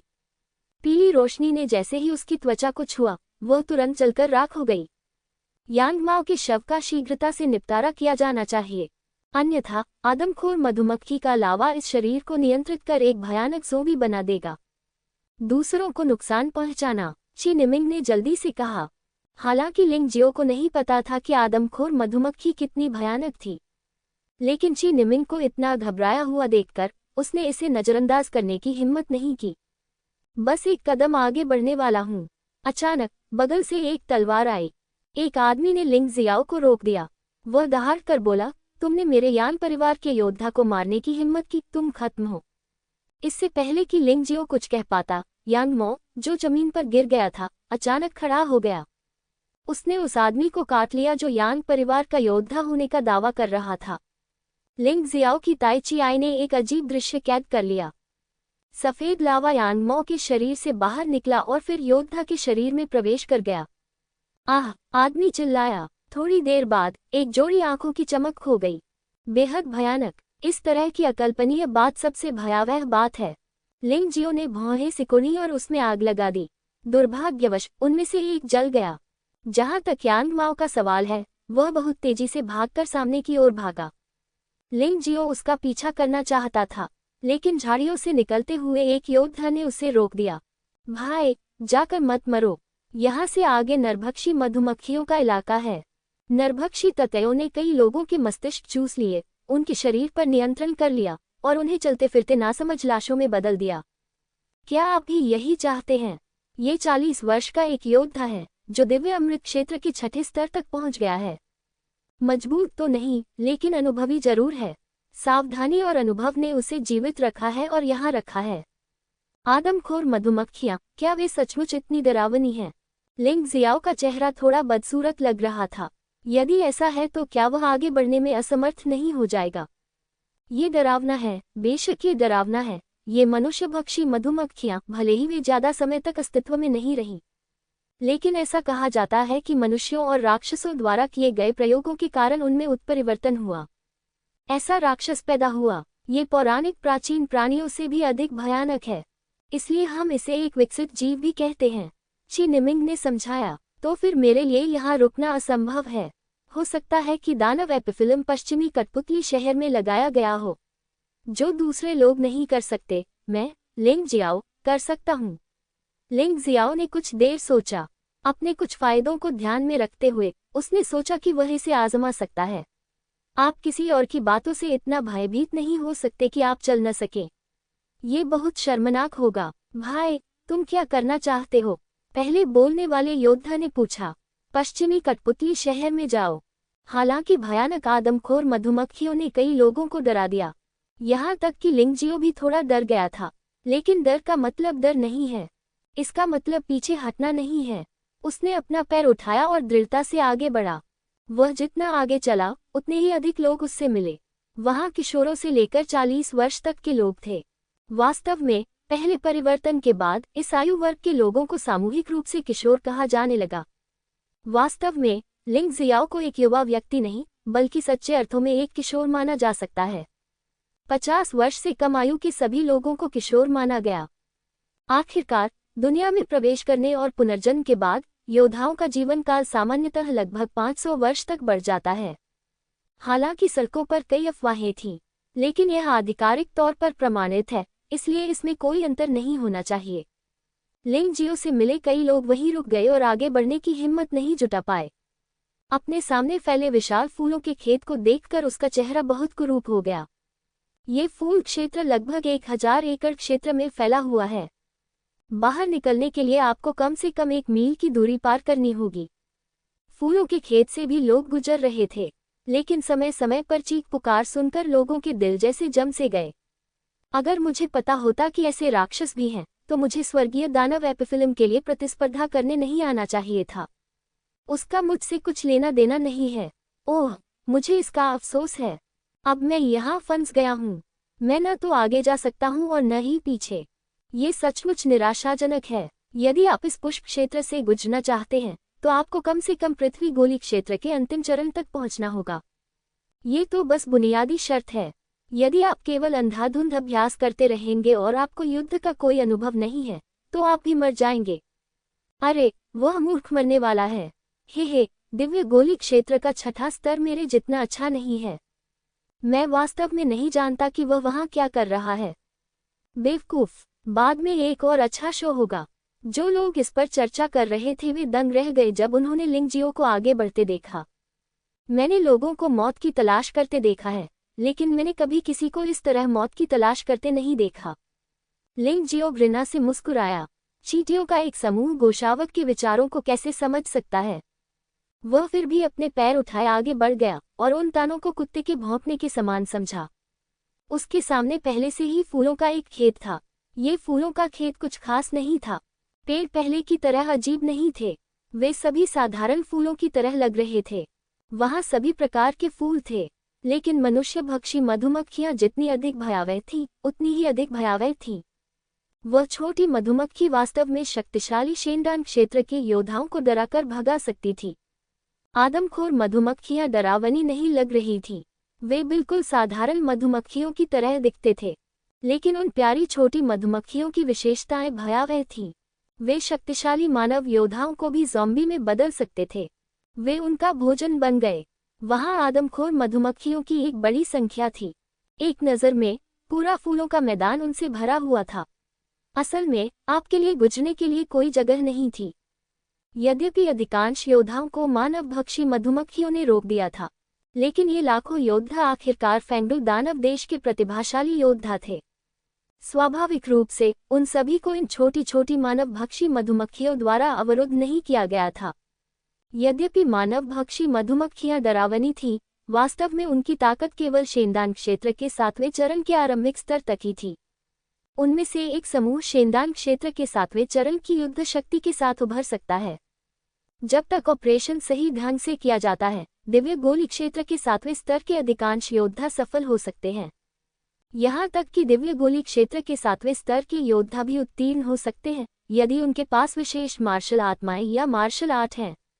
जहाँ तक दिव्य गोली क्षेत्र के 8वें स्तर से ऊपर के योद्धाओं की बात है, तो ये नरभक्षी मधुमक्खियां उन्हें छूने की भी हिम्मत नहीं करती तथा उनसे सीधे तौर पर बचती हैं। तार्किक रूप से कहें तो यांग मो की ताकत खराब नहीं है और उसे पास होने में सक्षम होना चाहिए। दुर्भाग्यवश इस व्यक्ति के पास केवल साधना है, युद्ध का कोई अनुभव नहीं है। उनका प्रदर्शन दिव्य गोली क्षेत्र के शुरुआती 7वें स्तर के कई योद्धाओं से भी बदतर है। परिणामस्वरूप वह धोखा खा गया और एक चलती फिरती लाश मनुष्यभक्षी मधुमक्खियों की कठपुतली बन गया। बहुत से लोग गुजरे, कई लोग मारे गए। यह एक क्रूर आकलन है। ये दानव सम्राट सचमुच क्रूर है। उत्कृष्ट युवा प्रतिभाओं का चयन करने के लिए मुझे नहीं पता कि कितने लोगों का जीवन बर्बाद हो जाएगा। सौभाग्यवश मनुष्य की प्रजनन क्षमता अच्छी होती है, अन्यथा वे बहुत पहले ही विलुप्त हो गए होते। अपना सिर धीरे से हिलाते हुए लिंग जियो ने अपना पैर उठाया और फूलों के खेत में चला गया। तुरंत ही आदमखोर मधुमक्खियों का एक समूह उसकी ओर दौड़ा। वह बच्चा सचमुच कूद पड़ा। तस्क तस्क, वास्तव में ऐसे लोग हैं जो मृत्यु से नहीं डरते। हंस, ये तो बस एक मजाक है। किसी ने नहीं सोचा था कि लिंग जियाओ सफल होगा। आखिरकार लिंग जियाओ की साधना दिव्य गोली क्षेत्र का केवल छठा स्तर थी। इन लोगों की नज़र में यह एक बेकार अस्तित्व था। शायद उसके पास कुछ खजाने हों।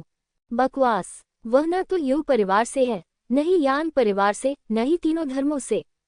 इन भयानक मानवभक्षी मधुमक्खियों को रोकने के लिए उसके पास क्या खजाने हो सकते हैं?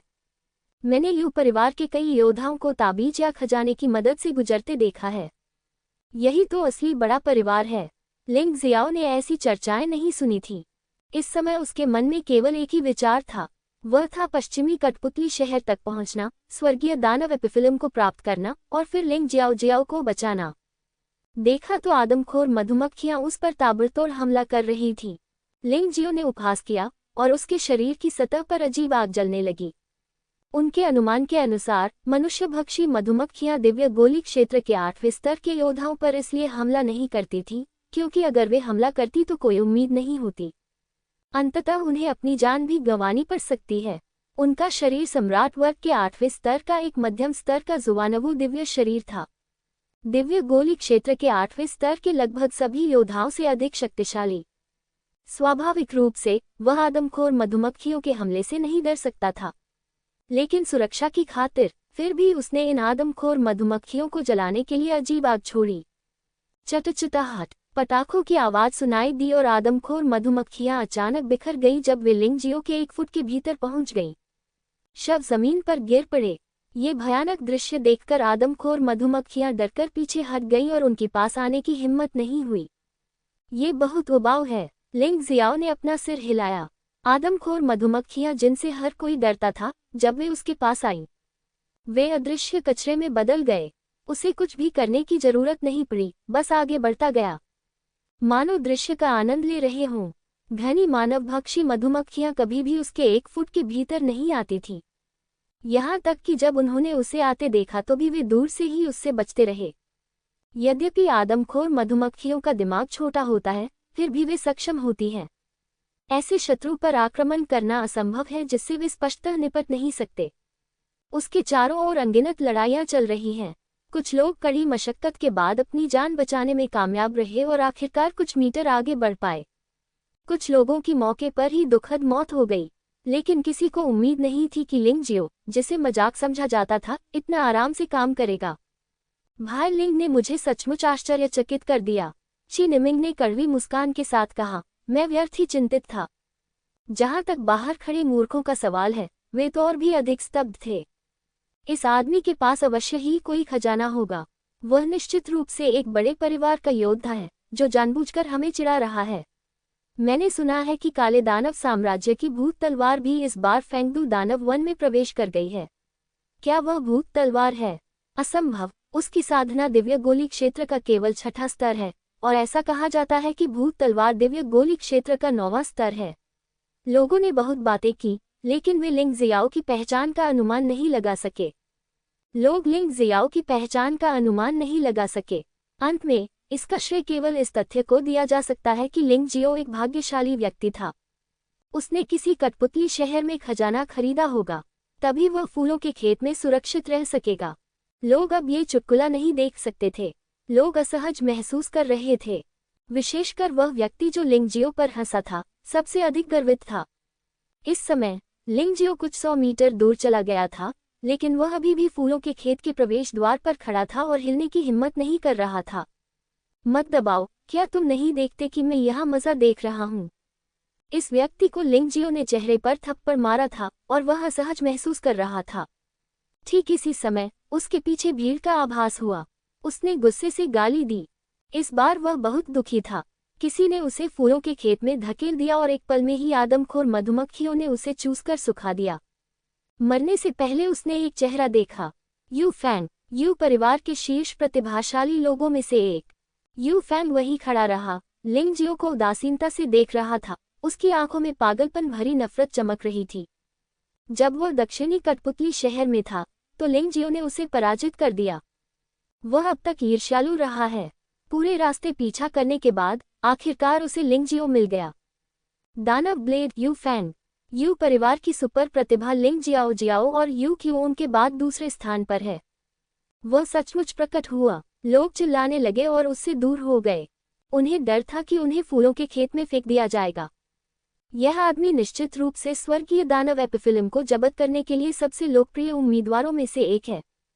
केवल घोस्ट स्वॉर्ड और यू क्यूओन ही उससे आगे रैंक कर सकते हैं। लिंग जियो, मैं देखना चाहता हूं कि तुम कहां भाग सकते हो।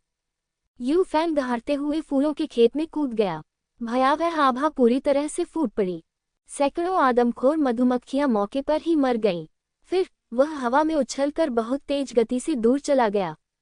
एक चाकू देवता की तरह एक तेज ब्लेड पकड़े हुए उसने अपनी आंखों में एक अत्यंत ठंडी आभा के साथ लिंग जियो का पीछा किया। रास्ते में चाकू की ऊर्जा ने फूलों के खेत को काट काट कर अस्त व्यस्त कर दिया। उसकी चाकू की शक्ति से अनगिनत नरभक्षी मधुमक्खियां मर गईं और पागलों की तरह इधर उधर भागने लगीं। इस तरह का दृश्य पहले कभी नहीं हुआ।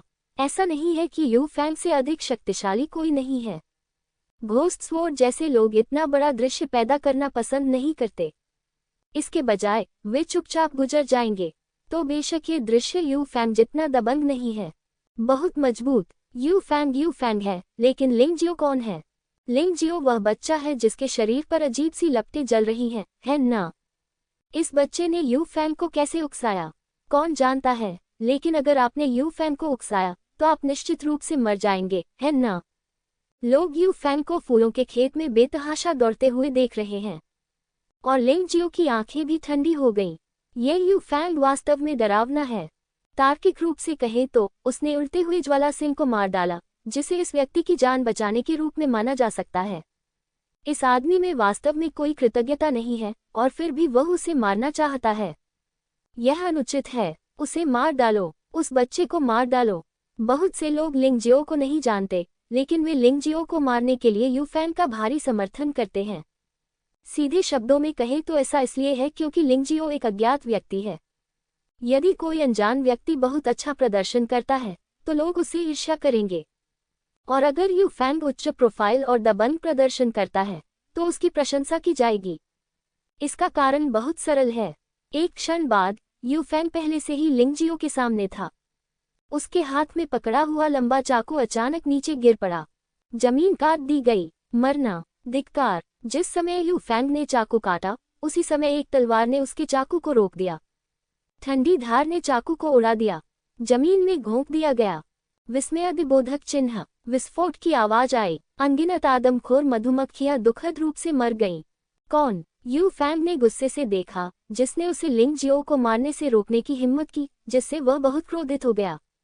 उसने मुझे बचाया। जो कोई भी उसे मारेगा मैं उसे मार डालूंगा। ये ठंडी आवाज काले कपड़े पहने एक लड़के के मुंह से आई। एक उदास लोहे की तलवार की तरह यह एक भयानक जानलेवा आभा बिखेर रहा था। भूत तलवार। यू फैंग चौंक गया। यह उसे ही क्यों होना था?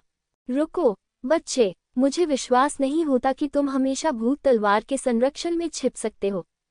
यू फैंग जानता था कि भूत तलवार के साथ वह निश्चित रूप से लिंग जियो को मारने में सक्षम नहीं होगा, इसलिए वह केवल हवा के माध्यम से ही आगे बढ़ सकता था। भूत तलवार ने कुछ नहीं कहा और मुड़कर चली गई। उसकी पीठ की ओर देखते हुए लिंग जियो ने अपना सिर धीरे से हिलाया। यह आदमी वास्तव में सीधा है। वास्तव में आपको आक्रमण करने के लिए उसकी आवश्यकता नहीं है, है न? हम दोनों की चोटें लगभग ठीक हो चुकी हैं। तब हम में से कोई भी यू फैंग को हरा सकता है। ब्लैकपर्ल ने डोंगशेंग सम्राट रिंग में कहा। ये सही है। ची याओ गुआंग ने भी कहा। भूल जाओ, वह पहले ही हमला कर चुका है, इसलिए ये सब कहने की जरूरत नहीं है, बस आगे बढ़ते रहो। लिंग जियाओ ने अपना सिर धीरे से हिलाया। तभी उसे एहसास हुआ कि घोस्ट स्वॉर्ड और यू फैंग के बीच लड़ाई के कारण बड़ी संख्या में आदमखोर मधुमक्खियां मारी गईं। कुछ आदमखोर मधुमक्खियां तो सीधे भाग गईं। इससे कई योद्धाओं को, जो मूलतः डरपोक थे और आगे बढ़ने की हिम्मत नहीं जुटा पाते थे, फूलों के खेत से गुजरने का अवसर मिल गया। ऐसा कहा जा सकता है कि फूलों के खेतों का खतरा काफी हद तक कम हो गया है। लेकिन इसका लिंग जियाओ से कोई लेना देना नहीं है। चाहे बहुत से लोग हो या कम, असली प्रतिस्पर्धी अभी भी वे कुछ ही लोग हैं। अधिकांश योद्धा केवल संख्या बढ़ाने के लिए ही वहां मौजूद हैं। वह फूलों के खेत से बाहर निकला और थंडर माउंटेन की ओर बढ़ता रहा। लेकिन इस समय उसे ऐसा लगा कि वह चारों ओर से घिर गया है। वहाँ 1 दर्जन से अधिक लोग उसे घेरे हुए थे। ये लोग यू परिवार, यान परिवार या तीनों धर्मों से नहीं थे। वे छोटे परिवारों से आए योद्धा हैं। वे काफी मजबूत हैं। लिंगजियो ने इन लोगों को शांति से देखा और पूछा, क्या आपके पास कोई सलाह है? बच्चे, भ्रमित होने का नाटक मत करो। हम सब ने देखा कि जब आप फूलों के खेत से गुजर रहे थे तो आपने एक खजाने का इस्तेमाल किया। इससे आप मनुष्य भक्षी मधुमक्खियों के हमले से बच सकते हैं। आज्ञाकारी बनो और खजाना सौंप दो और हम तुम्हें जाने देंगे। उनमें से एक ने व्यंग्यात्मक लहजे में कहा, और जब तक आप खजाना सौंप देते हैं, हम आपको आगे बढ़ने में सुरक्षा प्रदान कर सकते हैं। यह मत सोचो कि तुम आदमखोर मधुमक्खी के फूलों के खेत से गुजरने के बाद सुरक्षित हो। मैं तुम्हें सच बता सकता हूँ, तुम जितना ऊपर जाओगे, यह उतना ही खतरनाक होगा। मानव दानव, राक्षस, आप नहीं जानते कि आपका सामना किससे होगा। हमारे साथ आप अधिक सुरक्षित रहेंगे। खजाना एक इनाम है। मुझे कूड़े के समूह द्वारा संरक्षित होने की आदत नहीं है। मैं तुम्हें 10 सांसें दूंगा। चले जाओ, अन्यथा मर जाओ। लिंगजियो अभी भी बहुत दयालु है। छोटा कमीना, तू बहुत बेशर्म है। भाइयों, पकड़ो उसे। लोगों के एक समूह को लिंगजियो की बिल्कुल भी समझ में नहीं आई। वह लिंगजियो की ओर दौड़ा, चिल्लाया और उसे मारने तथा उससे खजाना छीनने की कोशिश की। लिंगजियाओ ने अपना सिर धीरे से हिलाया। इस दुनिया में ऐसे कई लोग हैं जो अपनी स्थिति को स्पष्ट रूप से नहीं देख पाते और मरना चाहते हैं। लिंगजियाओ को ऐसे लोगों से कभी कोई सहानुभूति नहीं रही। उसने कभी नहीं सोचा कि बुरे काम करने वालों को माफ किया जाना चाहिए। दया उन पर की जानी चाहिए जो अच्छा करते हैं, बुरे लोगों पर नहीं। यदि आप गलती करते हैं तो आपको दंडित किया जाना चाहिए। दुष्टों को जीने का कोई अधिकार नहीं है, विशेषकर वे जो दूसरों को मारना चाहते हैं। मरना। लिंगजियो का आकार अचानक गायब हो गया। कुछ ही देर बाद 16 लोगों की मौके पर ही दुखद मौत हो गई। सभी शव क्षत विक्षत हो गए थे। यदि किसी ने ये युद्ध नहीं देखा तो वह सोच सकता है कि उसे हथौड़ों जैसे हथियारों से मारा गया। लेकिन जो लोग दूर से युद्ध देख रहे थे, वे इसे अच्छी तरह जानते थे। इन लोगों को मुक्कों से मारा गया। ये भयानक है। यह आदमी कौन है? सब लोग बाहर आ जाओ, मुझे पता है तुम सब वहां हो। 16 चोरों को मारने के बाद लिंगजियो ने अचानक आगे देखा। उसकी ठंडी आवाज में अधीरता का संकेत था। यदि कोई उसे रोकने या धमकी देने की हिम्मत करेगा तो वह बकवास नहीं करेगा और उन सभी को मार डालेगा। मैंने पहले ही कहा था, वह हमें पहले ही खोज चुका है, तो फिर अपना सिर क्यों छिपाए और अपनी पूंछ क्यों दिखाए? अगर आपके पास कहने को कुछ है तो इस बारे में बोलिए। एक व्यक्ति अंधेरे से बाहर आया और वह एक महिला निकली और वह भूत तलवार के समान दिख रही थी। ठंडे चेहरे के नीचे गर्व की झलक थी। ये सिर्फ इतना है कि भूत तलवार एक तलवार का उपयोग करता है। महिला ने 2 खंजरों का इस्तेमाल किया। उसकी काली आंखों में एक विचलित करने वाली आभा थी। वह एक अनुभवी सैनिक है और उनके हाथों पर बहुत सारा खून लगा है। हाँ, मिस, ये मेरी सचमुच लोगों को अधिक सटीकता से देखती हैं। वहां हंसी की आवाज आए और पता चला कि वह रक्त आत्मा संप्रदाय से ज़ूफेइची था। इससे लिंगजियाओ को आश्चर्य हुआ। खून बहने के बाद 2 और लोग प्रकट हुए, जिनमें से एक लुलुओ संप्रदाय की हरे रंग की महिला थी। उनमें से एक है रेड रोब संप्रदाय से युआन मेंग। हरे रंग की महिला ज़ूफेइची और युआन मेंग सभी स्वर्गीय गोली क्षेत्र के प्रारंभिक चरण में हैं। ताकत बहुत ज्यादा नहीं है, लेकिन उनमें से कोई भी लिंगजियो से बेहतर नहीं है। जहां तक ये मेई नाम की महिला का सवाल है, लिंगजियो स्पष्ट रूप से यह नहीं बता सका कि उसकी साधना शायद घोस्ट स्वॉर्ड की तुलना में थोड़ी खराब थी, लेकिन बहुत ज्यादा अलग नहीं थी। बाहर आने के बाद ये मेई ने लिंगजियाओ की तरफ फिर से नहीं देखा। इसके बजाय वह जंगल में गहराई से देखती रही। ऐसा लग रहा था जैसे वह किसी चीज पर ध्यान दे रही हो। ऐसा कहा जाता है कि दानव सम्राट के 13 शिष्य हैं, जो सभी उत्कृष्ट हैं, लेकिन वास्तव में प्रसिद्ध केवल गुई जियान और ये मेई ही हैं। अन्य लोग या तो एकांत में अभ्यास कर रहे हैं या फिर उन्होंने कभी दानव सम्राट का महल नहीं छोड़ा है। इसके बारे में बहुत कम जानकारी है। भूत तलवार हमेशा लोगों को सीधे मारती है, इसलिए इसकी प्रतिष्ठा और भी बेहतर है। ये मेई लोगों को मारती है, लेकिन वह प्रकट होती है और गायब हो जाती है। जिन लोगों को वह याद करती है, उन्हें आमतौर पर रात में सोने में परेशानी होती है। ये मेई का अहंकार जानबूझकर किया गया अहंकार नहीं है, ये गहरा अहंकार है। वह दानव सम्राट की निजी शिष्या है। उसके पास उत्कृष्ट योग्यताएं हैं और वह स्वर्ग का गौरव है। मैं चींटियों से बात करने के लिए सचमुच बहुत आलसी हूँ। लिंग जियाओ हल्के से मुस्कुराया। ऐसी दुनिया में चींटियां भी डायनासोर में बदल जाएंगी। जो व्यक्ति बहुत अधिक अहंकारी होता है, उसके ईमानदार होने पर उसके मुंह पर तमाचा मारे जाने की संभावना अधिक होती है। यदि आप दानव सम्राट के शिष्य को दुनिया में लाएंगे तो वह सचमुच अद्वितीय प्रतिभाशाली हो सकता है। लेकिन जब बात संपूर्ण 4 क्षेत्रों और 9 क्षेत्रों की आती है तो यह आवश्यक नहीं है। लेकिन इससे उसका कोई लेना देना नहीं है। उसे अब इस बात की चिंता है कि ये 4 लोग उसे क्या ढूंढ रहे हैं। कुछ गड़बड़ है क्या? लिंग जियो ने शांति से पूछा। जू फेची, तुम ही हो जो उसे ढूंढ रही हो, उसे बताना तुम पर निर्भर है। युआन मेंग ने अधीरता से कहा, मैं आपको बता दूं, हम 4 लोग ही काफी हैं, इतना बोझ क्यों डालें? भाई युआन मेंग सही कह रहे हैं। वह हमारी मदद कैसे कर सकते हैं? हरे कपड़े वाली महिला ने घृणा से कहा। तुम दोनों नहीं समझते।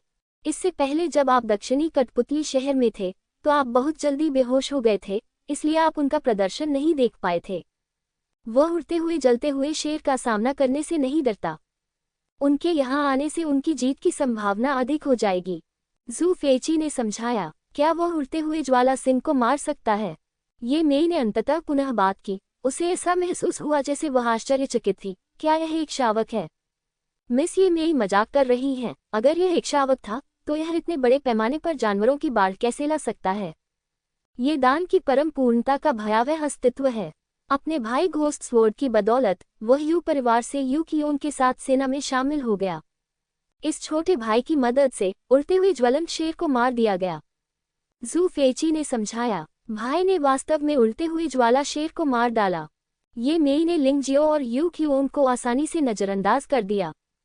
उसकी राय में अगर इस फेंगदू राक्षसी जंगल में कोई भी उड़ते हुए ज्वाला शेर को मार सकता है तो वह उसका भाई भूत तलवार ही होगा। दूसरों के लिए तो ये बिल्कुल असंभव है। ठीक है, मैं यहाँ आपकी बकवास सुनने नहीं आया हूँ। क्या हो रहा है? ईमानदारी से बताऊं, मैं अभी बहुत व्यस्त हूँ। लिंग जियाओ ने भौहें सिकुड़ी। उसे अपने रास्ते पर चलना है, न कि सिर्फ इन लोगों की डींगे सुनना है। युवक, तुमने घोस्ट स्वॉर्ड और यू कियोन का गौरव प्राप्त किया और नायक बन गए, इसलिए तुम अब हमें गंभीरता से नहीं लेते। युआन मेंग ने ठंडे स्वर में कहा, विश्वास करो या न करो, मैं तुम्हें अभी मार डालूंगा। भाई युआन मेंग, कुएं के मेढक से बहस क्यों कर रहे हो? गुस्सा मत हो, गुस्सा मत हो। हरे रंग की पोशाक वाली महिला ने युआन मेंग की बांह पकड़ी और उसे राजी किया। जू फेची ने भौहें सिकुड़ी और महसूस किया कि लिंग जिया थोड़ा ज्यादा घमंडी था। ये मेई दानव सम्राट की शिष्या है। आपको किस बात पर गर्व है?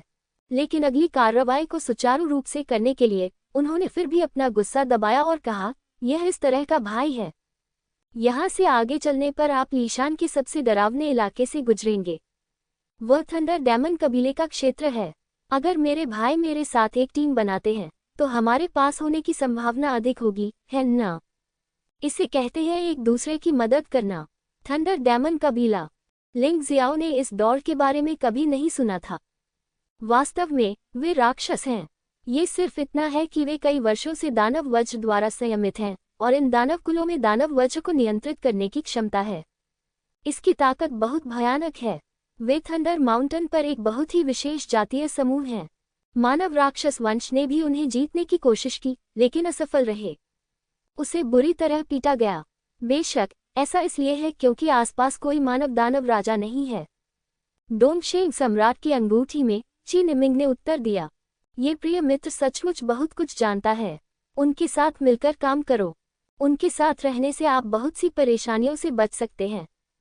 कम से कम साधारण योद्धा तुम्हारे पीछे आने की हिम्मत नहीं करेंगे। ची निमिंग ने सुझाव दिया।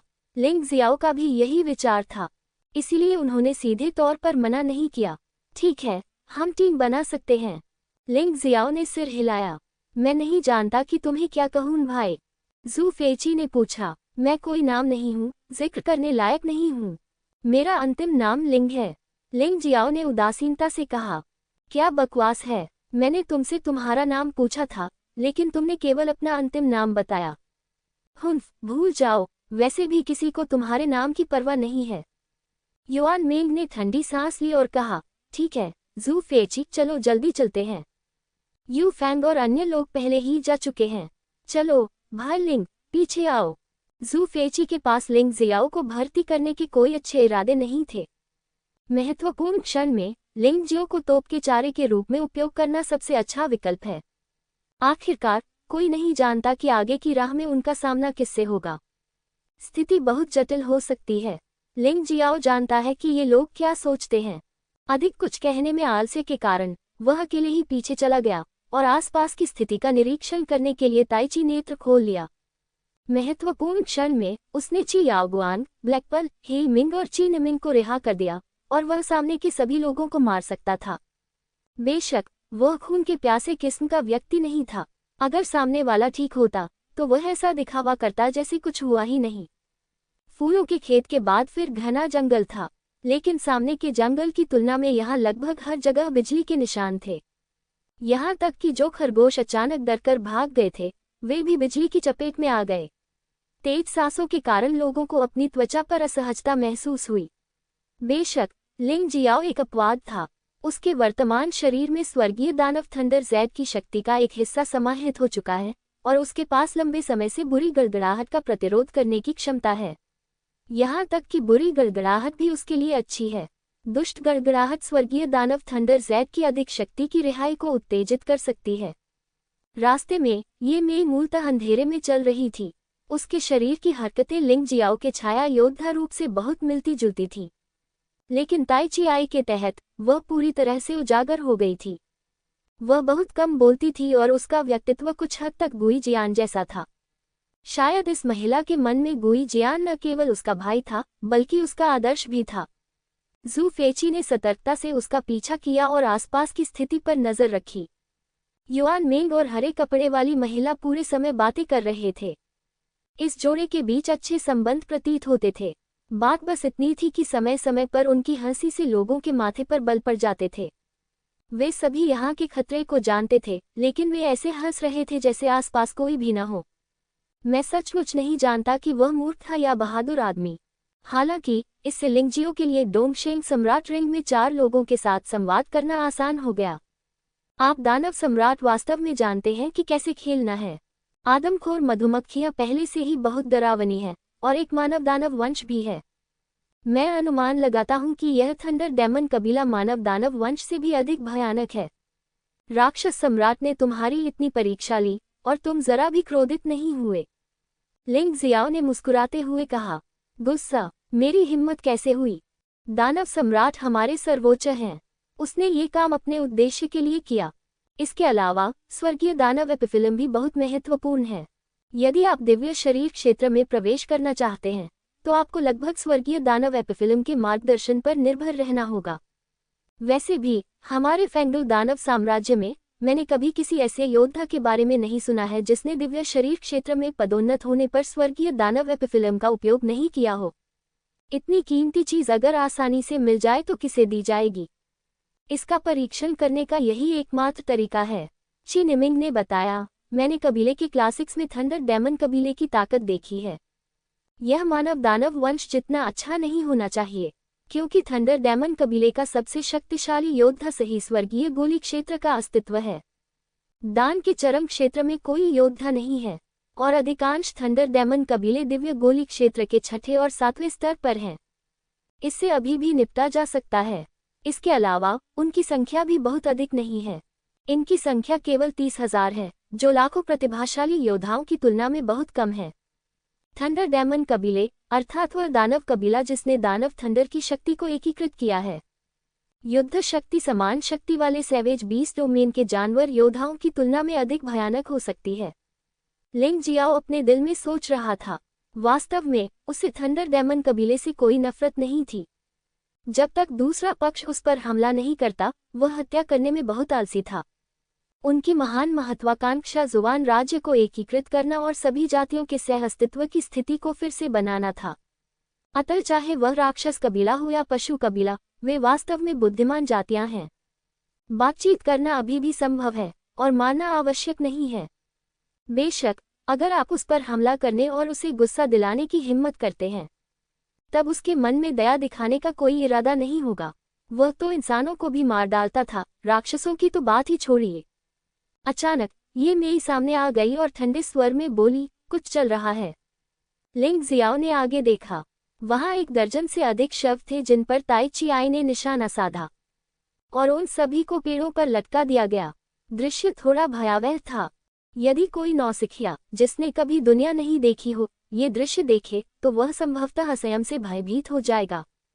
धिक्कार है थंडर डेमन कबीले पर, यह तरीका बहुत क्रूर है। लोगों को मार डालो, लोगों को मार डालो और यहाँ तक कि इन योद्धाओं को मालवाहक नमूने में बदल कर लटका दो। उनका खून सूख गया। मौत सचमुच दुखद थी। जू फेची ने दांत पीसते हुए कहा, उन लोगों को मत छुओ। ये देखकर कि जू फेची जाकर शवों को नीचे रखने ही वाली थी, लिंग जियाओ ने जल्दी से कहा, क्या गलत, यह एक चाल है। लिंग जियाओ ने याद दिलाया, क्या चाल है, इस बच्चे की बकवास मत सुनो। युआन मेंग ने घृणा से कहा, तुम ही हो जो पाद रहे हो, सचमुच कोई समस्या है। ये मेई को पहले तो समस्या का पता नहीं चला, लेकिन लिंग जियो के ऐसा कहने के बाद उसने इसे फिर से ध्यान से देखा। उसने पाया कि प्रत्येक शव में विस्फोटक तावीज रखे गए थे। एक बार छूने पर विस्फोटों की एक श्रृंखला घटित होगी। यहाँ तक कि एक तियानदान राज्य का योद्धा भी ऐसी शक्ति का सामना नहीं कर सकता था। कितना चालाक थंडर डेमन कबीला है। जू फेची हैरान रह गई। वे जितने अधिक चालाक हैं, जितनी अधिक वे ऐसी चालें चलते हैं, उतना ही अधिक उन्हें अपनी ताकत पर भरोसा नहीं होता। ये मेई ने उपहास किया और सभी को पीछे हटने का आदेश दिया। फिर उसने अपना हाथ उठाया। 1 दर्जन से अधिक लाशों के आर पार एक ठंडी रोशनी गुजरी। भयावह दहाड़ लगातार 1 दर्जन से अधिक बार सुनाई दी। उस क्षेत्र के सभी पेड़ उड़कर टुकड़े टुकड़े हो गए। युआन मेंग दंग रह गया। उसने लिंग जियो को घूर कर देखा, ये सोचकर कि लिंग जियो ने उसे शर्मिंदा किया है। लेकिन वास्तव में लिंग जियो उससे बात करने के लिए बहुत आलसी था। उसने ऐसे बहुत से लोगों को देखा था। क्या ऐसा विस्फोट थंडर डेमन कबीले को आकर्षित नहीं करेगा? जू फेची ने चिंतित होकर कहा, मैं चाहता हूं कि वे आएं। ये मेरी भूतिया मुस्कान के साथ मुस्कुराए और फिर चुपचाप अंधेरे में गायब हो गई। चूंकि थंडर डेमन कबीले ने ऐसा जाल बिछाया है, वे निश्चित रूप से जांच करने आएंगे। जब विस्फोट की आवाज सुनाई दी तो पहली स्थिति जो थंडर डेमन कबीले ने मानी वही ये थी कि शिकार ने चारा खा लिया था। कम से कम वे जांच के लिए लोगों को भेजेंगे। उस समय जब तक वे इस आदमी को पकड़ लेंगे, वे थंडर डेमन कबीले की मांद ढूंढने में सक्षम हो सकते हैं। ये मेई का विचार था। लिंग जियाओ को यह तुरंत समझ में आ गया, इसलिए वह भी अंधेरे में गायब हो गया। बाकी 3 भी मूर्ख नहीं थे और वे सब छिप गए। प्रतीक्षा का समय अधिक लंबा नहीं था। अचानक लिंग जियाओ की ताइची आंख ने एक आकृति को देखा। यह कोई मानव योद्धा नहीं था, न ही कोई मानव दानव। ये थंडर डेमन कबीला होना चाहिए। थंडर डेमन कबीला वास्तव में एक सामान्य शब्द है। इनमें खरगोश राक्षस, बिल्ली राक्षस, भेड़िया राक्षस आदि शामिल हैं। एकमात्र सामान्य बात कि उनमें राक्षसी वज्र है। इस बार जो प्रकट हुआ वह एक बिल्ली राक्षस था। घने जंगल में उसकी गति अत्यंत तीव्र एवं अत्यंत लचीली थी। पलक झपकते ही वह सीधे एक अवशिष्ट छवि में बदल गया। तियानदान क्षेत्र का प्रारंभिक चरण। लिंग जियो ने इस बिल्ली दानव की ताकत की पुष्टि की। वह कोई कदम उठाने वाला नहीं था। यदि वह तियानदान क्षेत्र के प्रारंभिक चरण में एक बिल्ली दानव के साथ लड़ता तो वह बहुत सी चीजों को उजागर कर देता जिन्हें उजागर नहीं किया जाना चाहिए। वैसे भी यहाँ उससे भी अधिक शक्तिशाली लोग हैं, बस उन्हें कार्रवाई करने दीजिए। जहाँ तक खुद की बात है तो पहले छिप जाओ। यह आता है। ये मेई इन लोगों में सबसे शक्तिशाली होने के योग्य है। उसे जल्द ही दुश्मन के अस्तित्व का पता चल गया। मैं उससे निपट लूंगा। ये मेई के कदम उठाने का इंतजार किए बिना जू फेची बाहर कूद पड़ी। यह आदमी लड़ाई में काफी सक्रिय है। क्या ऐसा हो सकता है कि मैंने उसे गलत समझा? लिंग जियाओ ने जू फेची पर नजर डाली। मुझे अपने दिल में कुछ अजीब सा महसूस हुआ, लेकिन मैं वास्तव में यह नहीं बता सका कि इसमें क्या अजीब बात थी। लेकिन चूंकि जू फेची ने कहा कि वह कार्रवाई करेंगे, ये मेई के गर्व के साथ, वह निश्चित रूप से राक्षस को लूटने नहीं जाएगा। जहां तक युआन मेंग और हरे कपड़े वाली महिला का सवाल है, वे ऐसा नहीं करेंगे। इन दोनों लोगों ने कोई कार्रवाई करने की योजना नहीं बनाई थी।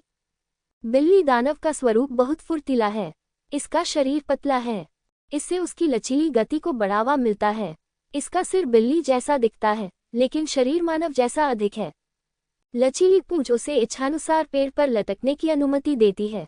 इस समय वह पेड़ पर खड़ा होकर नीचे जू फेची को उदासीनता से देख रहा था। एक तिरस्कारपूर्ण अभिव्यक्ति प्रकट हुई। अपने आसपास की स्थिति को देखते हुए उन्होंने आश्चर्य से कहा, मुझे उम्मीद नहीं थी कि आप हमारी योजना को समझ जाएंगे। ये तो बस एक चाल है, जू फेची ने बहुत अहंकार से कहा, और फिर एक रक्त प्रकाश में बदल गया और उसे मार डाला। बिल्ली राक्षस भी पीछे नहीं रहा और उसने भी हमला कर दिया।